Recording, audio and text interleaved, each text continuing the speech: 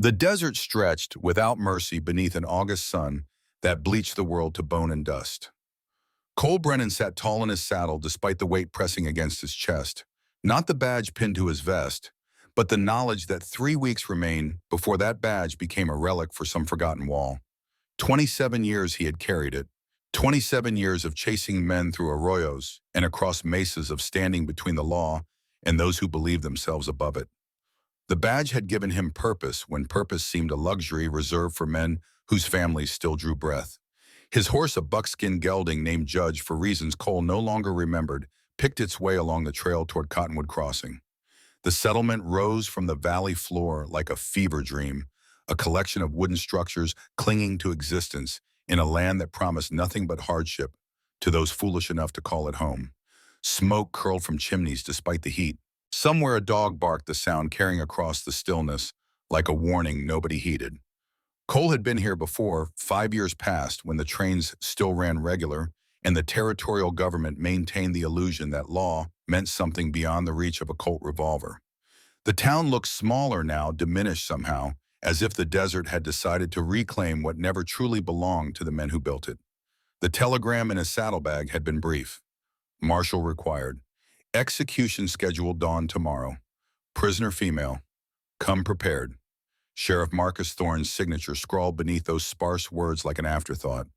Cole knew Thorne from the old days, back when they both wore younger faces and believed badges could change the world. Time had taught them different lessons. Cole guided Judge down the main thoroughfare past the general store and the saloon whose painted sign advertised whiskey that probably tasted like kerosene and regret. A handful of townsfolk watched him pass with the kind of wary acknowledgement frontier people reserve for outsiders wearing federal badges. An old woman swept dust from her porch, the motion futile and eternal. A boy no older than 10 stared with eyes that had already seen too much of whatever passed for childhood in places like this. The gallows stood at the far end of town, a crude platform of weathered timber that cast long shadows across the square. 7 ropes dangled from the crossbeam, swaying in the faint breeze that offered no relief from the heat. Cole's gut tightened. 7. The telegram had mentioned 1 prisoner. He dismounted, looping Judge's reins around a hitching post that looked ready to collapse if anyone tested its strength. Marshal Brennan.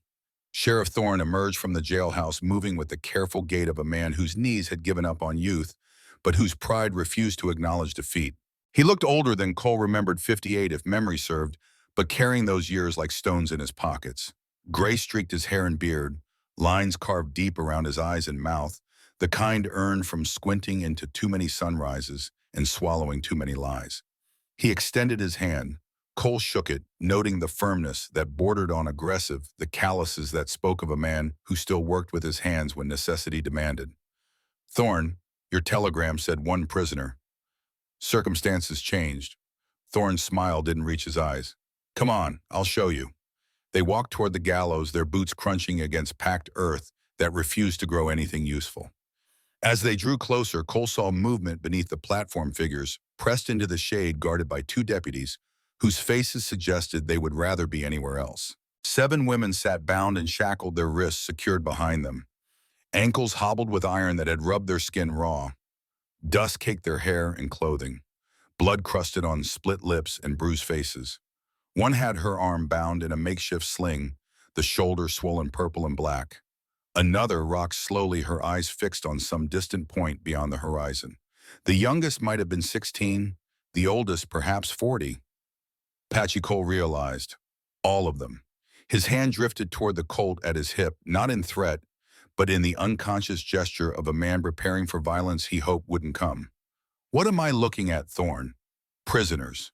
Thorne spat into the dust, the gesture carrying the weight of punctuation. Arrested 4 days ago for inciting rebellion and attacking federal property. Territorial judge signed the order yesterday. Execution set for dawn. All of them. Cole's voice carried flat, giving away nothing of the rage beginning to coil in his belly like a rattlesnake preparing to strike. All of them. Thorne crossed his arms, his stance daring Cole to challenge the statement. We do things proper here, Marshal. By the book. Judge Harlan himself reviewed the evidence. Cole studied the women again, noting details his initial shock had obscured. The youngest one, barely more than a girl, had rope burns around her neck, faint but unmistakable. His gaze shifted to the gallows, to those 7 swaying ropes, and understanding hit him like a mule kicked to the chest. You already tried. The words came out quiet, dangerous in their restraint. Those women have rope marks. Thorne's jaw tightened, a muscle jumping beneath the skin. For a moment, Cole thought the sheriff might lie, might construct some story that would make sense of the senseless. Instead, Thorne looked away, focusing on something over Cole's shoulder, as if the marshal had become suddenly invisible. Had to, Thorne said finally. Orders came through yesterday morning. Judge Harlan wanted it done quick before any federal interference could complicate matters. We strung them up at dawn, would have been finished, except... He trailed off, shaking his head. Except what?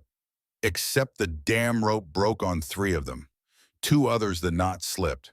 By the time we realized what was happening, they were all down and still breathing. Deputy Carson called it an act of God. Said maybe we should reconsider. Thorne's laugh held no humor. Judge wasn't interested in divine intervention. Ordered new rope. Execution rescheduled for tomorrow dawn, and this time we do it right. Cole felt something cold settle in his chest, that familiar weight that came when he stood at the crossroads of law and justice, and discovered they pointed in opposite directions. He had stood at these crossroads before, most notably 5 years ago, when his wife Anna and daughter Rose boarded a northbound train that never reached its destination. The official report called it an accident, a boiler explosion that incinerated 3 passenger cars and everyone inside them. Cole had ridden to the wreckage, had seen the scorch patterns that did not match any boiler failure. He knew had smelled the accelerant they'd used to cover their tracks. The law called it an accident. Justice remained a ghost, unsatisfied and hungry. What's the charge? Cole asked, though part of him already knew the answer would be a lie wrapped in legal language designed to make murder sound like duty. Rebellion, attacking a federal depot, theft of government property. Thorne rattled off the accusations with the bored efficiency of a man reading from a script he'd memorized. Territorial government has been dealing with Apache resistance for months. These women were caught red-handed. Red-handed doing what exactly? Thorne's eyes narrowed. That's above your pay grade, Marshal. You're here to oversee the execution, make it official, then file the paperwork back in Santa Fe. This isn't your jurisdiction for questioning. Cole looked past Thorne to the women huddled beneath the gallows. One of them, all dark-haired, with eyes that burned despite the bruises darkening her face, stared back at him. No plea in that gaze, no begging, just a defiant acknowledgement that she had measured him and found him wanting one more lawman in a system designed to swallow people like her and call it civilization. Something about that stare reminded Cole of Anna. Not in features. Anna had been fair, where this woman was dark, soft, where this woman showed only edges, but in the steel beneath. Anna had possessed that same refusal to break, that same conviction that some things were worth dying for. I need to speak with them, Cole said. Interview the prisoners before I sign anything. Marshal, federal law requires a representative officer to verify the condemned had proper trial and representation. Cole let his hand rest on his badge, a subtle reminder of the authority he carried, even if he personally doubted its worth. Unless you want this execution questioned in Santa Fe, you'll give me access to the prisoners. Alone. Thorne's face darkened, a flush spreading up his neck like spilled wine. For several heartbeats, Cole thought the sheriff might refuse, might call his deputies, and turn this afternoon into something nobody would walk away from clean. Then Thorne stepped back, gesturing toward the prisoners with exaggerated courtesy. 30 minutes, Marshal. After that, you've got paperwork to sign and a room at the boarding house waiting. We execute at dawn with or without your signature. Federal oversight is a courtesy, not a requirement. Cole walked past Thorne without acknowledging the threat, descended the 3 wooden steps to the packed earth beneath the gallows platform. The 2 deputies, young men with faces that hadn't yet learned to hide their discomfort, stepped aside, allowing Cole space among the prisoners. Up close, the damage became impossible to ignore. The woman with the dislocated shoulder breathed in shallow gasps, each inhalation clearly an agony she refused to voice. The youngest one had a cut above her eye that needed stitching, blood dried in a rust-colored trail down her cheek. Rope burns circled every throat, some deeper than others. Raw flesh exposed where hemp had sawed against skin during the failed hanging. Cole crouched before the woman who had stared at him, bringing himself to her level, rather than looming above. She didn't flinch, didn't look away. just waited with the patience of someone who had already died once and found the experience lacking in terror. "My name is Cole Brennan," he said quietly, pitching his voice so only she could hear. "United States Marshal. I need to know what happened." "Does it matter?" Her voice came rough, damaged by the rope's kiss. "They're going to kill us, whether you know the truth or not." "It matters to me." She studied him for a long moment, as if searching for some sign of sincerity in a world that had taught her only deception. Finally, she nodded once, a sharp jerk of her chin that might have been acknowledgement or might have been resignation. "My name is Elena Cross. My father owned land north of here near the foothills. Good land. Water year-round, grazing for cattle soil that could grow crops if you worked it proper. Railroad wanted it, offered money. Father refused. So they sent men in the night, burned our house with my family inside. I survived because I was checking the stock. By the time I got back, there was nothing left but ashes and bones." Cole listened without interruption, recognizing the cadence of truth in her words. He had heard too many lies across too many years not to know the difference. "I went to Sheriff Thorne," Elena continued, "told him what happened, showed him the tracks from the horses, the boot prints around the house, the kerosene cans they left behind. He wrote it down, real careful, promised an investigation. 3 days later, one of his deputies, Jessup Kane, came to arrest me. Said I'd killed my own family for the insurance money that witnesses placed me at the scene starting the fire."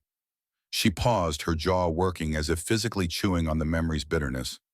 "There was no insurance money. We lived month to month, same as everyone.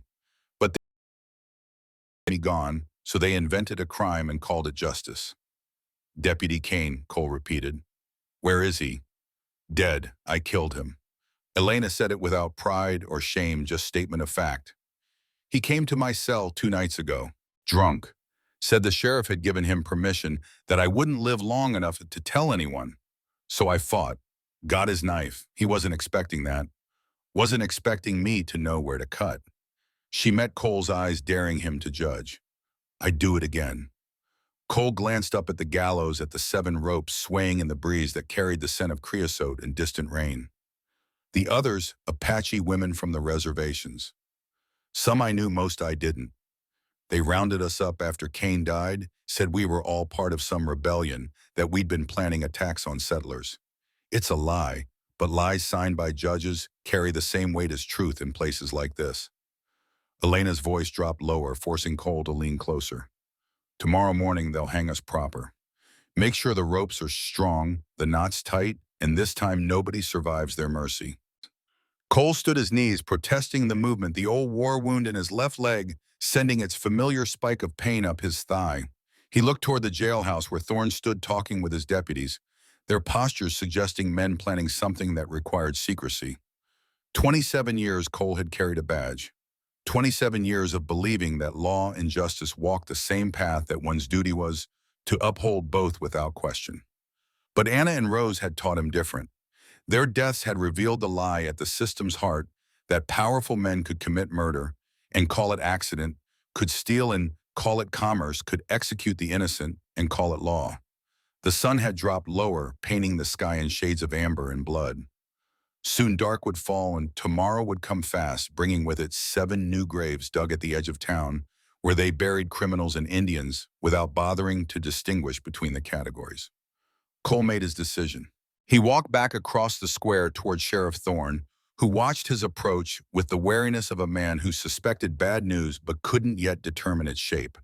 The deputies flanked their sheriff, hands drifting toward their holstered revolvers in the unconscious gesture of men preparing for confrontation. "I've made my assessment," Cole announced, his voice carrying across the square.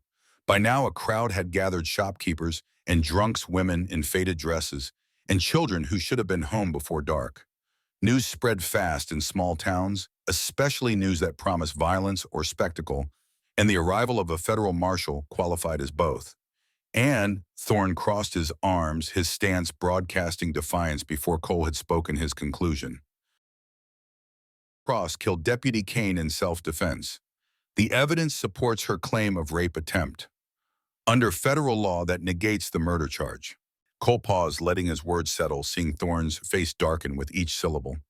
Furthermore, the other 6 women were arrested without proper warrant or evidence of actual rebellion. The territorial court violated their rights to legal representation. I cannot in good conscience validate this execution. Silence stretched across the square like a physical thing, heavy and dangerous. Then Thorne laughed a harsh bark devoid of humor. Marshal Brennan, with all due respect, you don't have the authority to overturn a territorial court ruling. Judge Harlan's order stands. Then I invoke federal oversight under the Territorial Justice Act of 1882. These women are now under federal protection pending review of their cases. The execution is suspended until no. Thorne stepped forward, closing the distance between them, his hand dropping to his pistol grip. That's not how this works. You don't ride into my town and tell me which prisoners hang and which go free. Those women hang tomorrow at dawn, and if you try to interfere, I'll add obstruction of justice to your final report. See how your pension looks after that. Cole felt the weight of every eye in that square fixed on him, felt the moment crystallize into something that would define whatever remained of his life after these 3 weeks of badge-wearing ended. He could back down, file his report with reservations, let 7 women die, and carry that weight alongside all the others. Or he could do what Anna would have wanted, what Rose would have expected from the father who had failed to save them. I'll make you an offer, Thorne. Cole's voice came quiet, now pitched low enough that the crowd leaned forward to catch the words. Tomorrow at dawn, when you lead those women to the gallows, I'll walk up those steps in Elena Cross's place. Put the rope around my neck instead of hers. You want an execution, hang a federal marshal. See how Santa Fe likes that in your report. The crowd's collective gasp rippled outward like a stone dropped in still water. Thorne's expression cycled through disbelief, anger, and something that might have been calculation before settling into a cold smile. You can't be serious. Dead serious. Cole unbuckled his gun belt, let it drop to the dust at his feet. You claim this is about law and justice. Fine. I'm offering to trade my life for hers. My 27 years of service against one woman you say committed murder. That's how confident I am in her innocence. How confident are you in her guilt? Thorne opened his mouth, closed, it opened it again like a fish drowning in air. Finally, he found words, though they emerged strangled and uncertain. The territorial court would have to explain to the federal government why they hanged a decorated marshal instead of conducting a proper investigation. Cole held Thorne's gaze, refusing to blink, refusing to give the sheriff any space to maneuver. Unless you're admitting there's something here you don't want investigated. Several heartbeats passed in silence. The crowd waited. The sun continued its descent toward the horizon, indifferent to human drama. Somewhere a crow called the sound harsh and mocking. Then Thorne nodded once, a sharp jerk of his head that sealed whatever passed for agreement in this moment. Deputies arrest Marshal Brennan for obstruction of justice and attempted interference with a lawful execution. Lock him in the cell with Cross. Tomorrow at dawn, we'll see who hangs. The deputies moved forward with the reluctance of men following orders they wished had never been given. Cole allowed them to secure his wrist behind him to march him across the square toward the jailhouse, while the crowd murmured and speculated and tried to understand what they had just witnessed. As they pushed him through the jailhouse door, Cole caught one last glimpse of the gallows of the 7 ropes swaying in the evening breeze. By this time tomorrow, either he would be dead or those ropes would remain empty. There existed no middle ground, no compromise that satisfied both duty and conscience. The cell stank of unwashed bodies and despair. Elena Cross sat on the single cot, her legs drawn up, arms wrapped around her knees. She looked up as the deputies shoved Cole inside, her eyes widening in surprise before narrowing in what might have been suspicion or might have been hope, though Cole suspected she'd learned better than to trust the latter. The iron door clanged shut. The deputies' footsteps receded. Outside, darkness began its nightly conquest of the desert, swallowing the heat and replacing it with cold that seeped through stone walls and iron bars. That was either the bravest thing I've ever seen, Elena said finally, or the most foolish. Cole settled onto the floor across from the cot, his back against the wall, his legs stretched out before him. Everything hurt: the ride, the confrontation, the weight of having just gambled his life on a principle that might get him killed without saving anyone. Probably both, he admitted, though I'm leaning toward foolish. Why? The question carried genuine curiosity rather than accusation. You don't know me. Don't owe me anything. Why throw away your life? Cole thought about Anna and Rose, about the train that had carried them north toward what should have been safety, but became their grave instead. He thought about the 5 years he'd spent trying to find who had ordered that fire, the dead ends and cold trails, and officials who stonewalled every question with bureaucratic walls of procedure and jurisdiction. He thought about all the times he'd stood on the side of law when justice demanded he stand somewhere else. I made a promise once, he said quietly, to protect people who couldn't protect themselves. I broke that promise and lost everything that mattered. Maybe I can't fix that, but I can keep it from happening again, even if it costs me whatever's left. Elena studied him in the dim light filtering through the cell's single window, a square of stars and cooling desert night. You lost family. Not a question. Statement of recognition from someone who had walked the same path through grief. Wife and daughter. 5 years ago, train fire north of here. Official report called it an accident. I called it murder, but couldn't prove it. You think whoever killed them is connected to whoever killed my family? Cole shrugged, the gesture suggesting possibility without commitment. Railroad wanted your father's land. Railroad companies needed right-of-way through territories occupied by people who wouldn't sell. Burning them out sends a message. One family gets dismissed as accident, another as isolated incident. String enough of them together and patterns emerge, but only if someone's looking. Most people don't look. Easier not to. But you looked. For all the good it did. Bitterness crept into Cole's voice despite his effort to keep it neutral. Whoever ordered the fire on my family covered their tracks too well. No witnesses. No evidence beyond my gut feeling that accelerant patterns don't match boiler explosions. And gut feelings don't hold up in court when the defendants own the judges.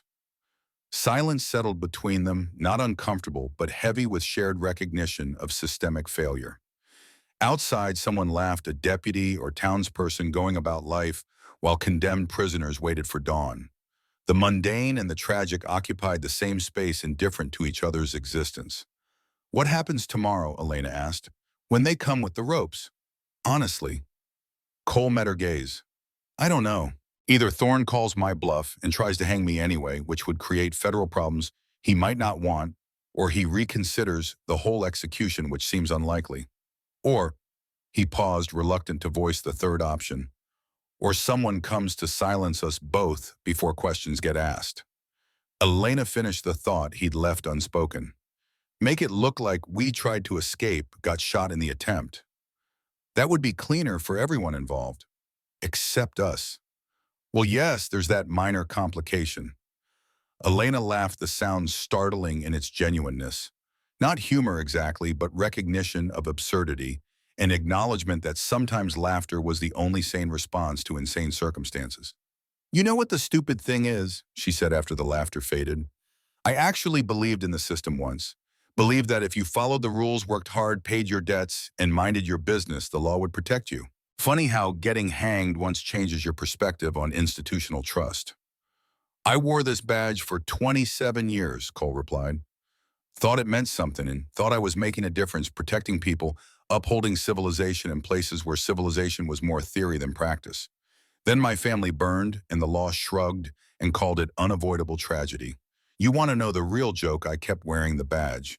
Told myself I could fix things from inside, that one good marshal could make a difference. Could he? You're looking at him, sitting in a cell waiting to hang tomorrow morning for the crime of trying to stop an execution. I'd say that answers the question pretty definitively. The stars had fully emerged now, brilliant against the darkness, indifferent as always to human suffering. Cole had spent countless nights looking at those same stars, had memorized their patterns during long watches in the desert, had tried to find meaning in their arrangements and failed. Stars were stars. People were people. The former didn't care about the latter, and maybe that was the most honest relationship in existence. I need to tell you something, Elena said, her voice dropping to barely above a whisper. About Sheriff Thorne. Cole straightened, sensing importance in her tone. My father knew him. They were friends once before. She paused, gathering words or maybe courage. My father's name was Daniel Cross. 20 years ago, he and Marcus Thorne were prospectors together before Thorne became sheriff. They found a claim up in the mountains, registered it proper, worked it for 2 seasons. Made good money, nothing spectacular, but steady. Then my father decided to cash out his share, use the money to buy land suitable for ranching. Thorne wanted to keep mining. They agreed to split the claims, values shake hands, go separate ways. But they didn't, Cole said, anticipating the turn this story would take. They performed a ceremony, Elena continued. Patchy tradition my father learned from my mother. A blood oath. They cut their palms, mixed their blood, and swore before witnesses that they were brothers not by birth but by choice. That oath was sacred. Unbreakable. It meant that if either of them needed help, the other would come. That if either faced danger, the other would stand beside him. That betrayal of one was betrayal of self. Cole felt something cold settle in his gut. What happened? Thorne broke it. Elena's voice went flatty, emotion bled out and replaced with factual recitation. 5 years ago, the railroad approached him, offered money, lots of it, to facilitate land acquisitions along their proposed route. All Thorne had to do was look the other way when certain property owners encountered problems. Or better yet, create those problems himself, frame them for crimes, forge evidence, whatever it took to clear the land for railroad expansion. Your father's land was in that route.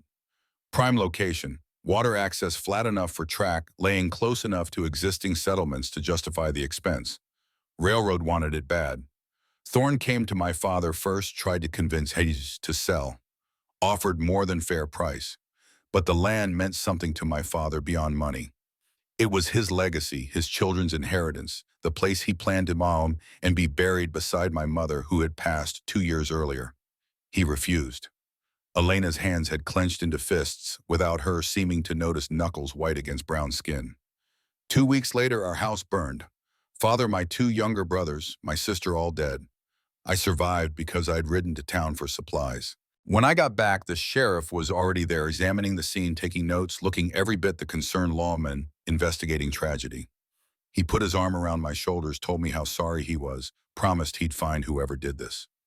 But you knew. I knew. I could see it in his eyes, that flicker of guilt he couldn't quite hide. Could hear it in his voice, that false comfort he offered. And when I went to report my suspicions, when I tried to show him evidence, he turned it against me. Made me the suspect. Manufactured witnesses who swore they'd seen me arguing with my father, who claimed I'd been resentful of his refusal to sell, who said I'd threatened him. Within a week, I was arrested for my family's murder. Within a month, I was convicted. Within 2 months, I was standing on a gallows platform with a rope around my neck. Cole processed this, fitting pieces together into a picture that made horrible sense. The blood oath? He broke it when he helped kill your father. Worse than broke it, he betrayed it, actively participated in murdering his blood brother for money and position. Elena looked at Cole, her eyes reflecting starlight and something harder than grief. In Apache tradition, that kind of betrayal carries consequences beyond death. It stains not just the man, but his descendants, marks them as cursed, untrustworthy. Thorne knows this, lives with it every day. And yet he keeps doing it, keeps taking railroad money, keeps clearing land through murder, and calling it development. Why tell me this now? Because you need to understand what we're facing. Thorne isn't just a corrupt sheriff. He's a man who broke the most sacred bond he ever made. A man who lives with that weight and chose to become something worse than what broke him. If you think he'll show mercy, if you think your federal badge will protect you, you're wrong. He'll kill us both tomorrow and sleep fine after. His soul was sold years ago. What's left is just a body that remembers how to breathe. Cole leaned his head back against the cell wall, feeling the cool stone against his skull, the weight of Elena's revelations settling over him like a physical thing. In his years as a marshal, he had encountered many kinds of evil men who killed for money, for pleasure, for simple expedience. But betrayal of blood oath, violation of sacred bonds, made before witnesses and higher powers, that struck a particular kind of horror. There's something else, Elena said. Something I should have mentioned earlier, but wasn't sure if I could trust you. And now you're in a cell waiting to hang beside me. Seems like trust is a luxury we can afford. She drew a breath. The night my family died, I found something.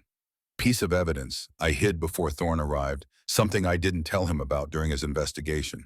A ledger small enough to fit in my coat pocket, leather-bound with brass corners.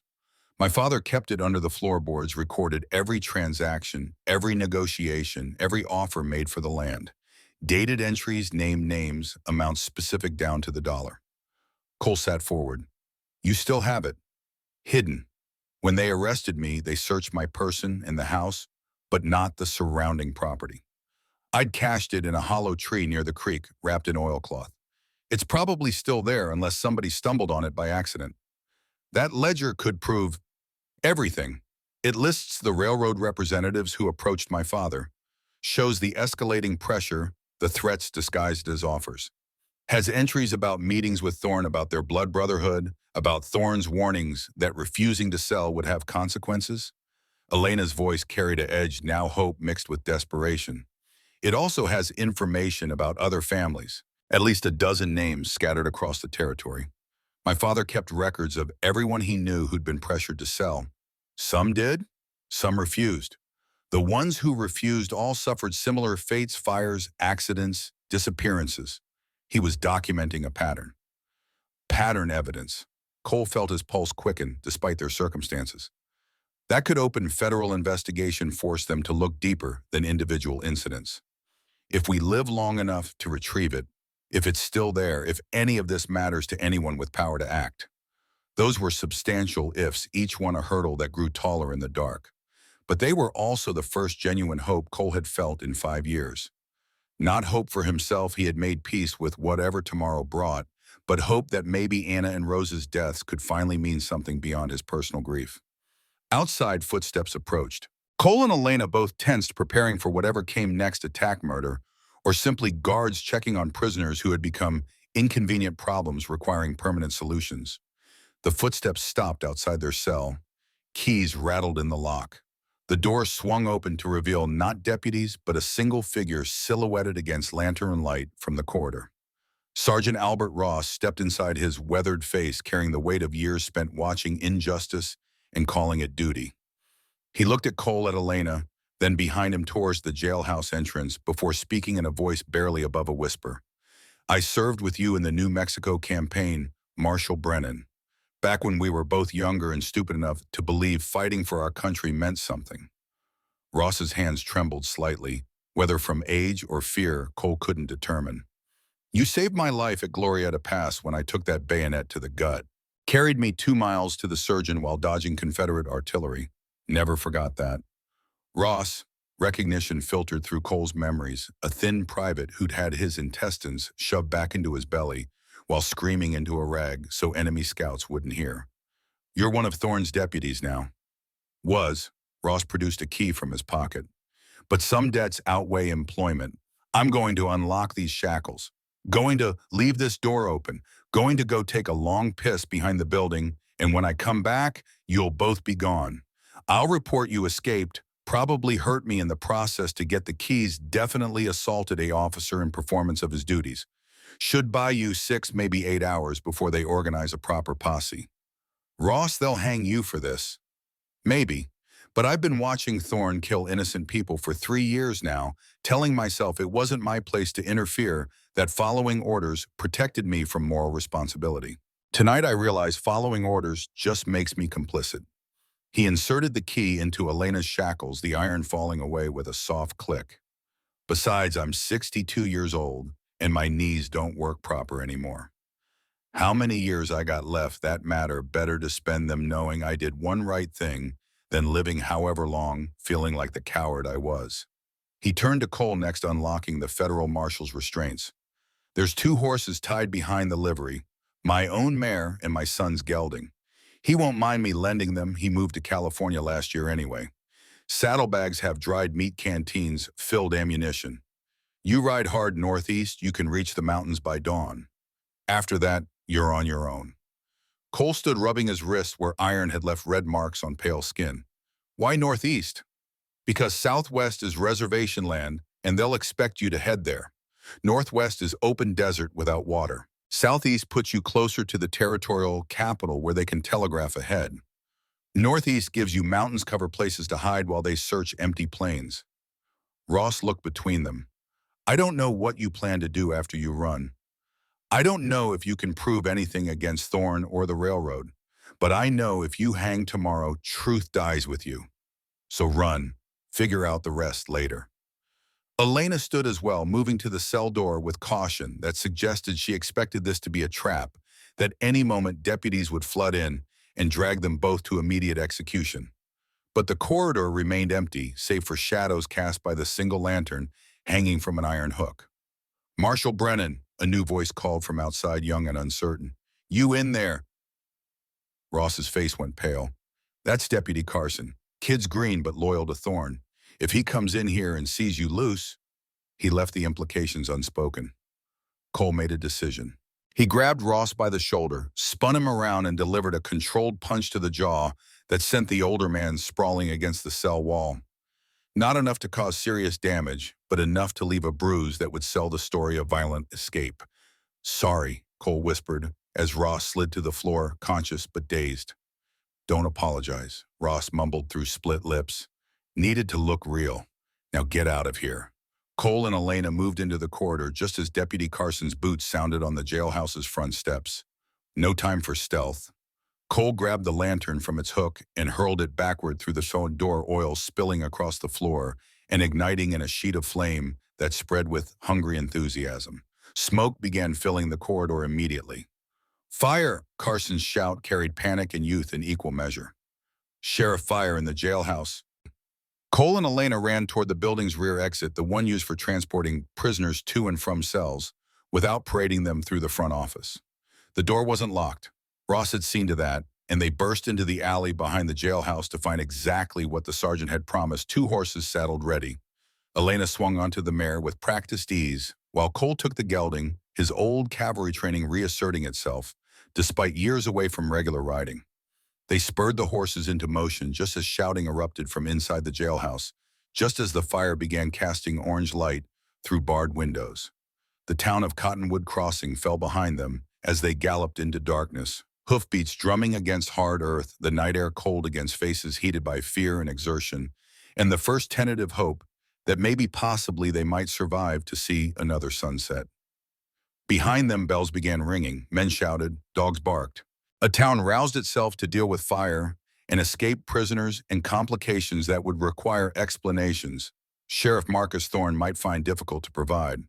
But Cole and Elena rode northeast into mountains that rose like a promise against the stars toward a hidden ledger that might contain the evidence they needed, toward a future that remained uncertain, but was at least a future rather than an empty rope swaying in the morning wind.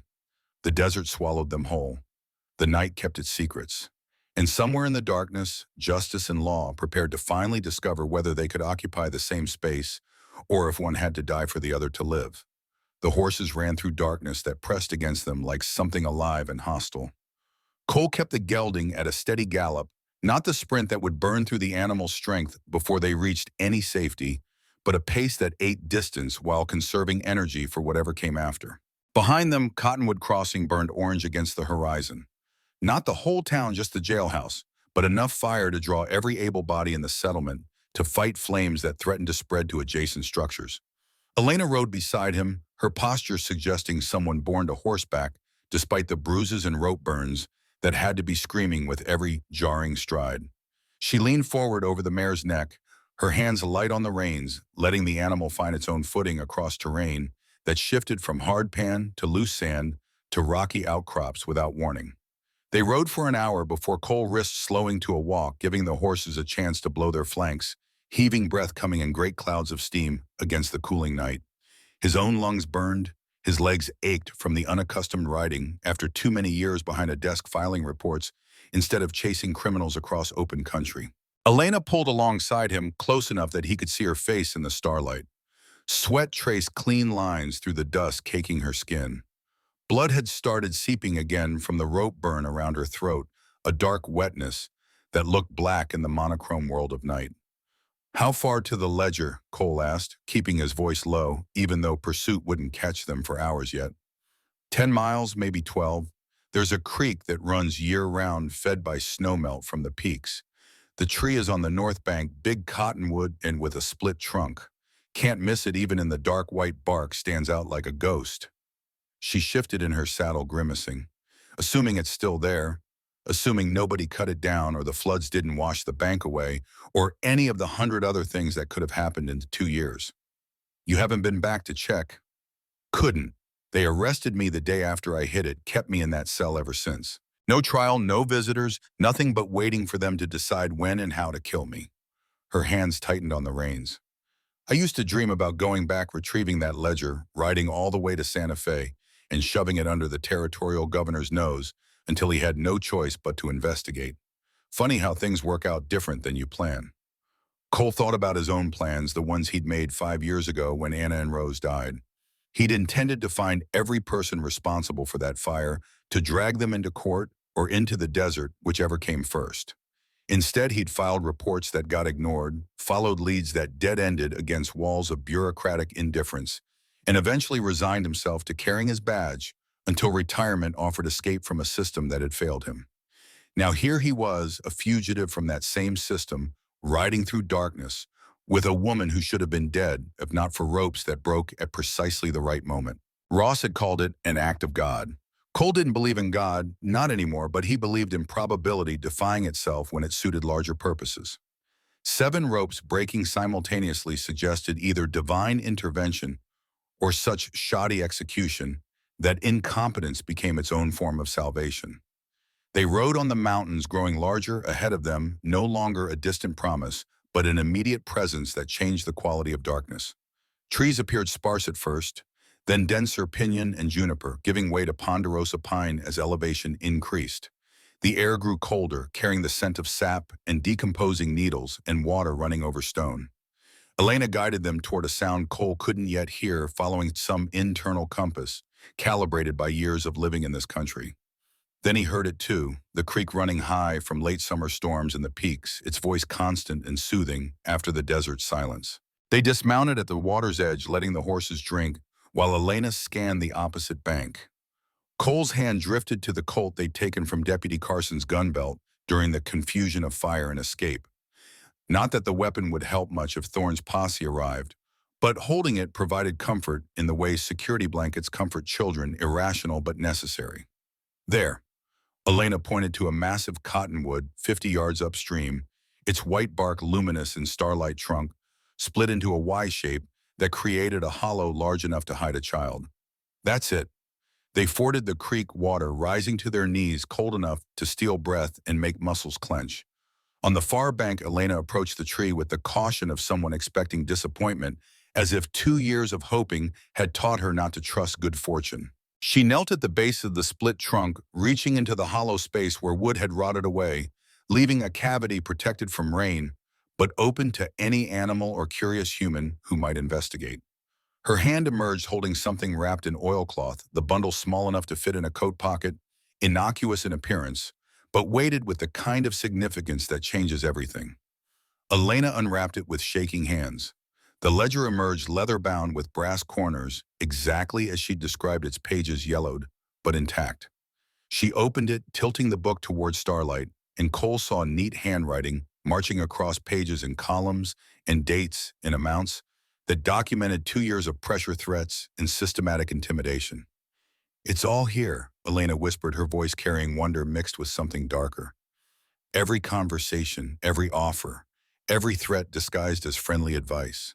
She flipped pages, scanning entries with the speed of someone who'd memorized the contents. "Listen to this. March 14th, 1883. Met with Thorne at the claim. Discussed railroad offer. Marcus says Vincent Crane himself authorized the purchase, willing to pay double assessed value. Reminded Marcus of our oath that brotherhood means protecting each other's interests, not exploiting them. He seemed troubled, but assured me the pressure would ease." She turned more pages, her finger tracing lines as she read. April 2nd.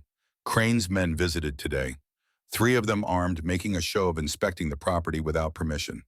Thorne arrived after they left, apologized for the intrusion, said his hands were tied by territorial authority.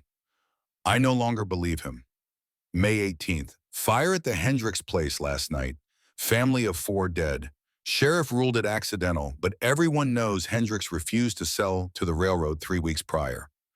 Pattern emerging. Contacted Federal Land Office in Santa Fe requesting investigation.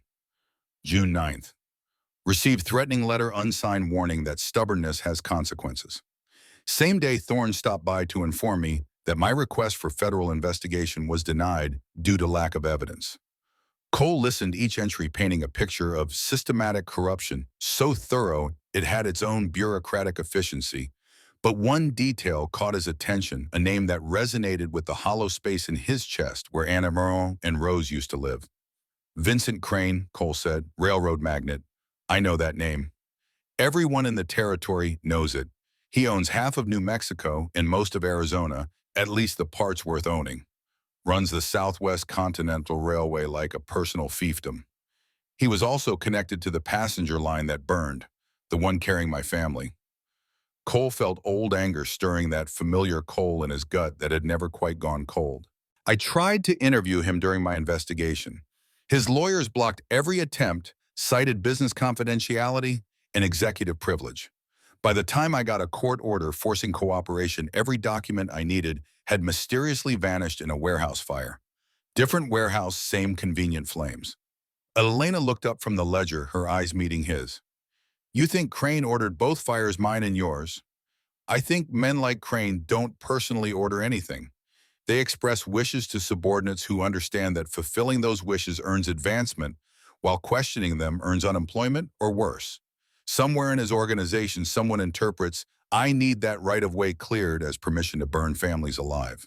Crane never gives explicit orders, never leaves paper trails connecting him to violence, but the violence happens on schedule and serves his interests perfectly. Cole paused, thinking through implications.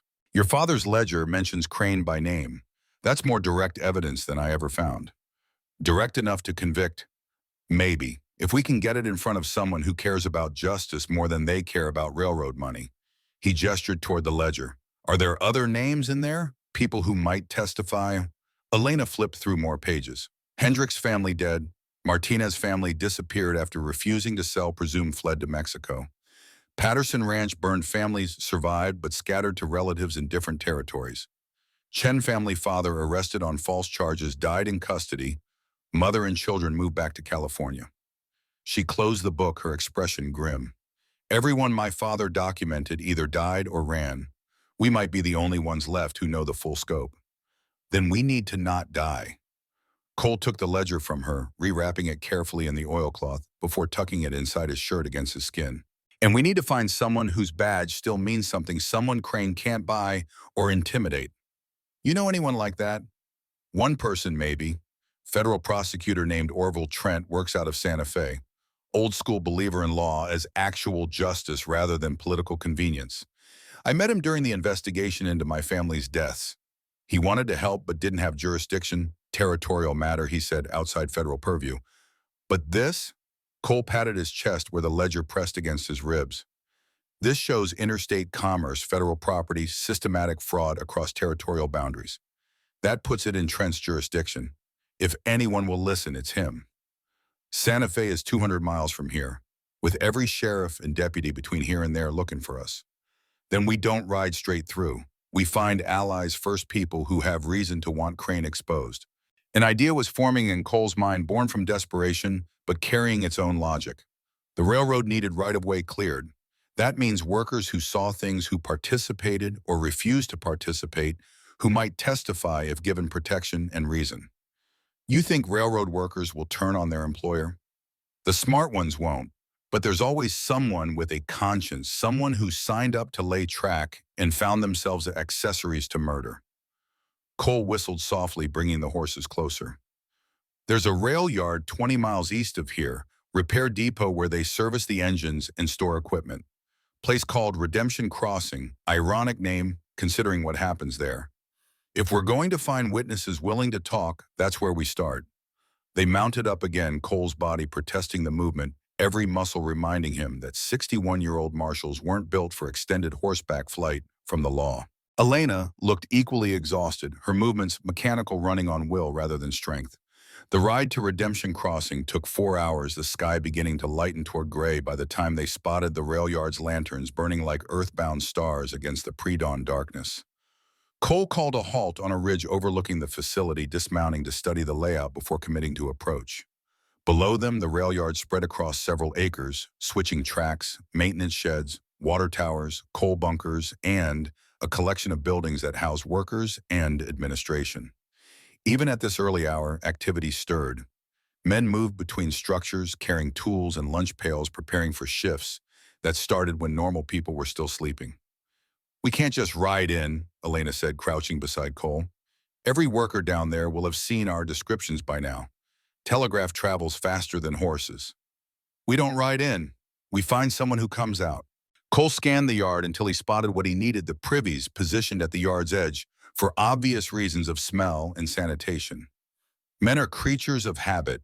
Shift change means someone will need to use the facilities before starting work. We intercept them there out of sight from the main yard, convince them to help. Convince how? At gunpoint, with the truth and money. Cole pulled a leather pouch from his pocket, the emergency funds every marshal carried for situations requiring quick solutions to complicated problems. $50 goes a long way for a railroad worker making $1.50 a day. $50 and a chance to do the right thing that might overcome fear. They waited as dawn crept closer, the sky shifting from black to purple to that particular shade of gray that precedes sunrise. Workers began moving with more purpose now, clusters of men heading toward the privies before shift start. Cole watched them, looking for someone who moved alone, who carried themselves with the wariness of a person who'd learned not to trust groups. His target appeared 10 minutes later, a man in his 40s, lean and weathered, walking with a slight limp that suggested old injury imperfectly healed. He glanced behind him before entering the privy, that quick check over the shoulder that marked someone accustomed to watching for threats. Cole and Elena moved down the ridge, keeping to the cover of scrub brush in morning shadows. They reached the privy just as the man emerged, and Cole stepped into his path with the Colt held low but visible. "Easy," Cole said quietly. "We're not here to hurt you. Just need information and maybe help." The man froze, his hands rising slowly, his face cycling through surprise and fear before settling into resignation. "You're the marshal, the one who escaped from Cottonwood with the cross woman."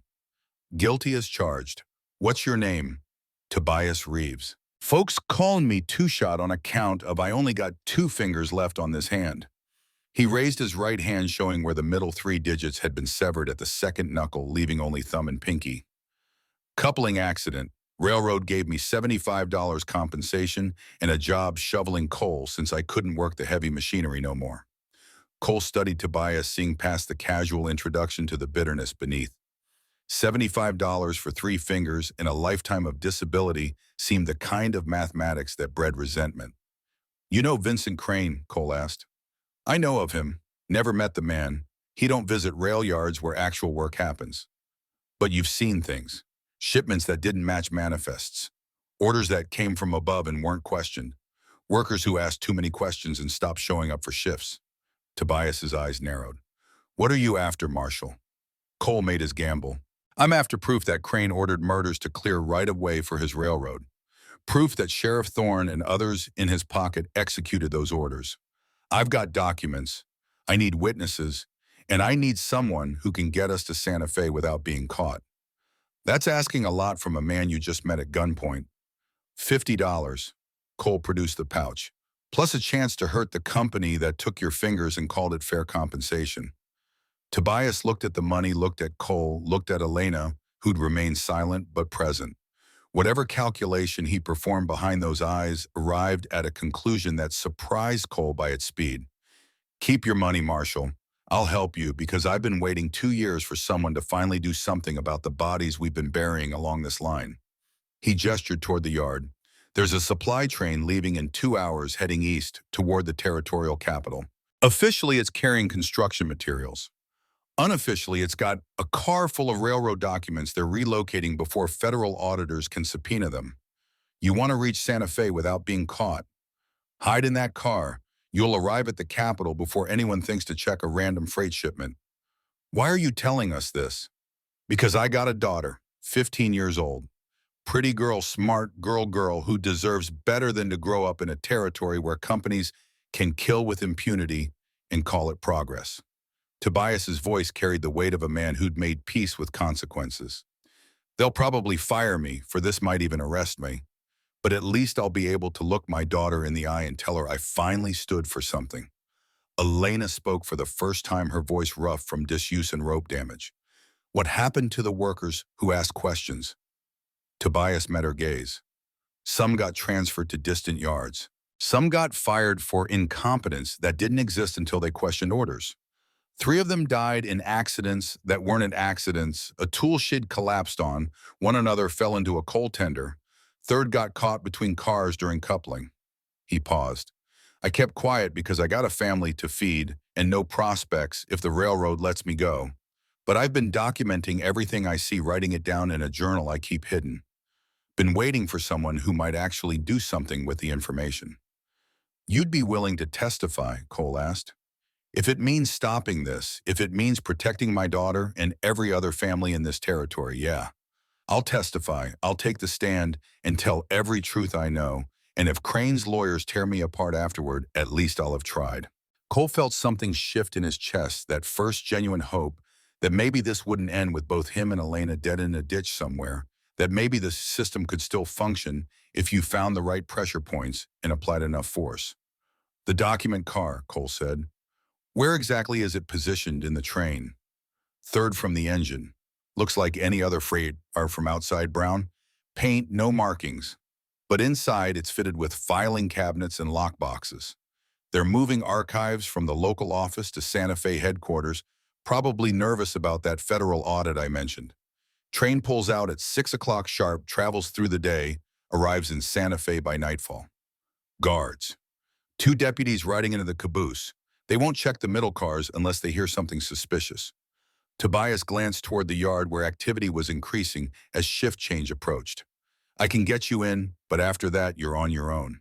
If they catch you, I'll deny everything, claim you forced me at gunpoint. Won't help you, but might keep me out of jail. Fair enough. Cole extended his hand.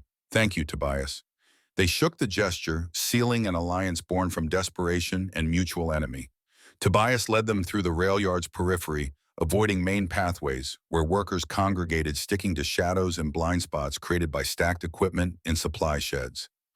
The sky continued lightning morning, arriving with the inevitability of all things that don't care about human drama. The document car sat exactly where Tobias had described, unremarkable in every way except for the heavy padlock securing its door. Tobias produced a keyring from his pocket, selected one that looked too small for the lock, and somehow made it work either through skill or because railroad locks weren't designed to withstand anything beyond casual theft. Inside the car matched his description. Filing cabinets lined both walls, metal drawers labeled with codes and dates. Lockboxes occupied the center space, stacked and secured with chains. A single lantern hung from a ceiling hook unlit. The air smelled of paper and dust and the particular mustiness of enclosed spaces storing information nobody wanted examined too closely. Stay quiet, Tobias warned. Don't light the lantern. Don't open anything. Don't make noise. Train rocks when it moves. Use that to mask any sounds you have to make. Once you reach Santa Fe, wait till full dark before leaving the car. Yard will be busy during unloading, but quiets down after sunset. He backed toward the door, his expression suggesting a man who'd made a choice, but hadn't yet calculated its full cost. Then he paused, reaching into his pocket to produce a small journal bound in leather, worn soft from handling. My records, Tobias said, offering it to Cole. Everything I've seen in 2 years of working this yard. Dates, times, names, cargo manifests that didn't match what we actually loaded. It's not much, but combined with whatever else you've got, maybe it's enough. Cole took the journal, adding it to the ledger already pressed against his chest. 2 documents now, 2 threads that might weave together into something resembling proof. One more thing, Tobias added. There's a woman in Santa Fe works as a courier for the Territorial Telegraph Office. Name's Grace Hartwell. She's seen messages that would interest you, communications between Crane's office and various sheriffs, coded language that stops just short of explicitly ordering violence. Grace has been making copies, storing them in a safe deposit box, waiting for someone to come forward. Tell her 2 Shots sent you. She'll know what it means. Then Tobias was gone, the door closing behind him, the lock clicking back into place. Cole and Elena stood in darkness that smelled of secrets and the particular guilt of institutions aware they're doing wrong but committed to the course. "We might actually have a chance," Elena whispered. "Between your ledger, his journal, and Grace's telegraph copies, that's 3 independent sources of evidence.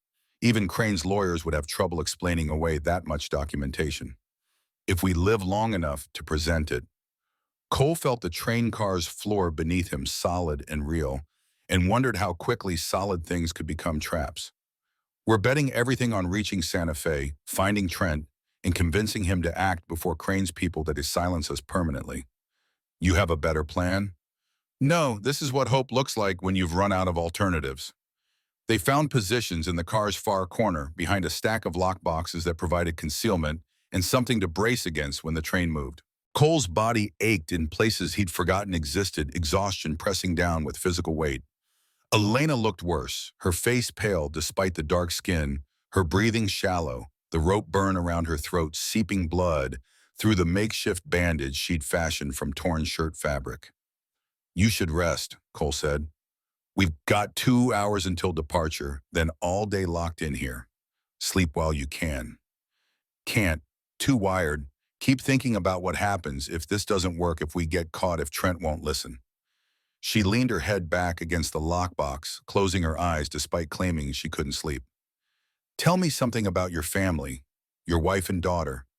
What were they like?" Cole hesitated, not from unwillingness, but from the particular pain that comes with speaking about the dead when their absence remains fresh despite years passing. But Elena had shared her story, her loss, her betrayal by someone who'd sworn brotherhood. Seemed only fair he'd offer the same vulnerability. "Anna was a teacher," he began quietly, "back in Missouri before we came west. Taught children their letters and numbers, believed education could lift people out of poverty and ignorance.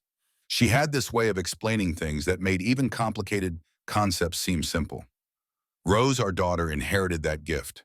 At 8 years old, she could already read better than I could, would correct my grammar when I told her bedtime stories."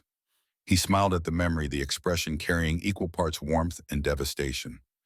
They were heading north to visit Anna's sister. "I was supposed to go with them, but a case came up, something that seemed important at the time. I told them to go ahead, that I'd follow in a week once I'd wrapped up the investigation." "But you never did." "No, got the telegram 3 days later. Train fire, no survivors' bodies, too burned for identification in many cases. They buried them in a mass grave near the site, just boxed up the remains and called it done." Cole's hands clenched into fists, the old rage rising. "I tried to investigate, filed reports, requested federal examination, pushed every contact I had in Washington. But the railroad company had already completed their inquiry, ruled it accidental, closed the case. Nobody wanted to reopen it, especially not for one marshal with a personal interest and no evidence beyond gut feelings. So you've been hunting them ever since. More like haunting them, following leads that go nowhere, building files nobody reads, wearing this badge and pretending it means something while knowing it's just metal and disappointment." He looked at Elena in the dimness. "That's why I offered to take your place on those gallows. Not nobility, not heroism, just exhaustion with pretending the law serves justice when mostly it serves whoever has enough money to purchase favorable outcomes." Elena opened her eyes, meeting his gaze. "You think we're going to die doing this? You think even if we reach Santa Fe, even if we find Trent Crane's people, will kill us before we can testify?" "Probably, though. Then why try? Because trying means something. Because Anna and Rose deserve better than my resignation. Because your father and your family deserve better than Thorne's betrayal going unpunished. Because even if we fail, we'll fail doing the right thing, and lately that seems like the highest ambition I can manage." Silence settled between them, not uncomfortable, but heavy with shared recognition of mortality's proximity. Outside, the rail yard grew louder as shift change completed and work began in earnest. Steam whistles blew. Men shouted. Metal clanged against metal in the particular percussion of industrial activity. Time passed in that slow way it does when you're waiting for something you both need and fear. The sun fully rose light, filtering through gaps in the car's walls in dusty beams that illuminated nothing useful. Cole's exhaustion finally overcame vigilance, his eyes drifting, closed, consciousness fading into something between sleep and trance. He woke to motion, the train lurching forward, couplings engaging in sequence, the entire line coming alive as the engine began pulling its load toward whatever waited in Santa Fe.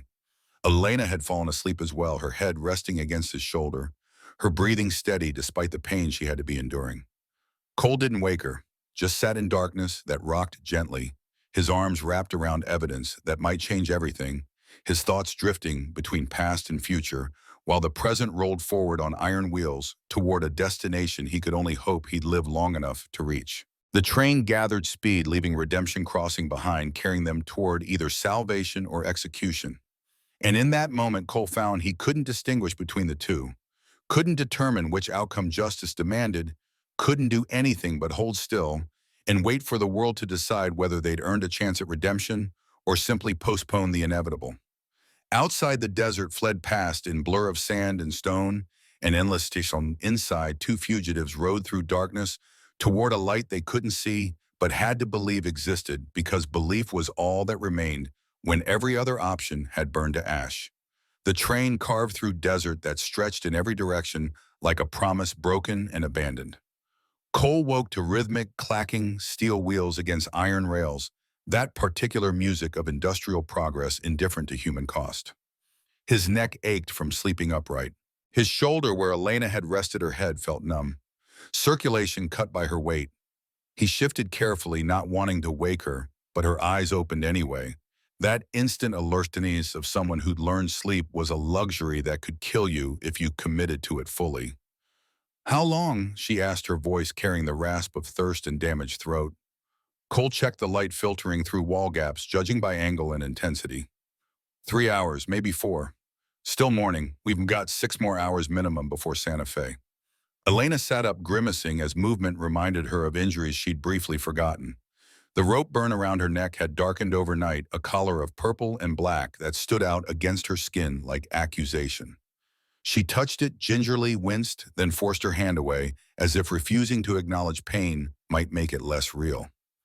"We should look," she said, gesturing toward the filing cabinets lining the walls.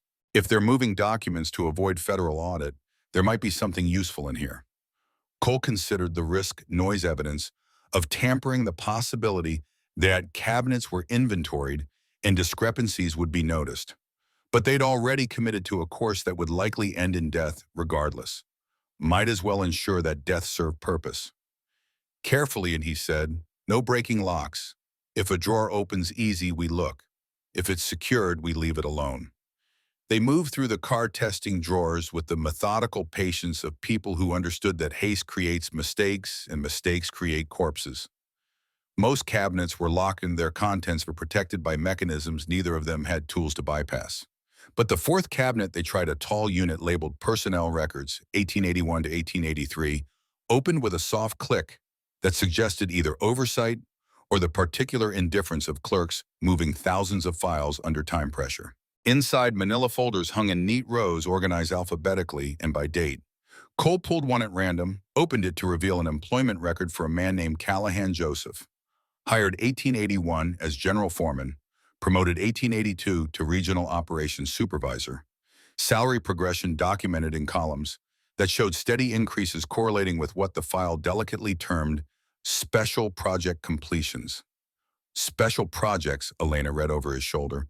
"That's what they call murder when they need to file paperwork about it."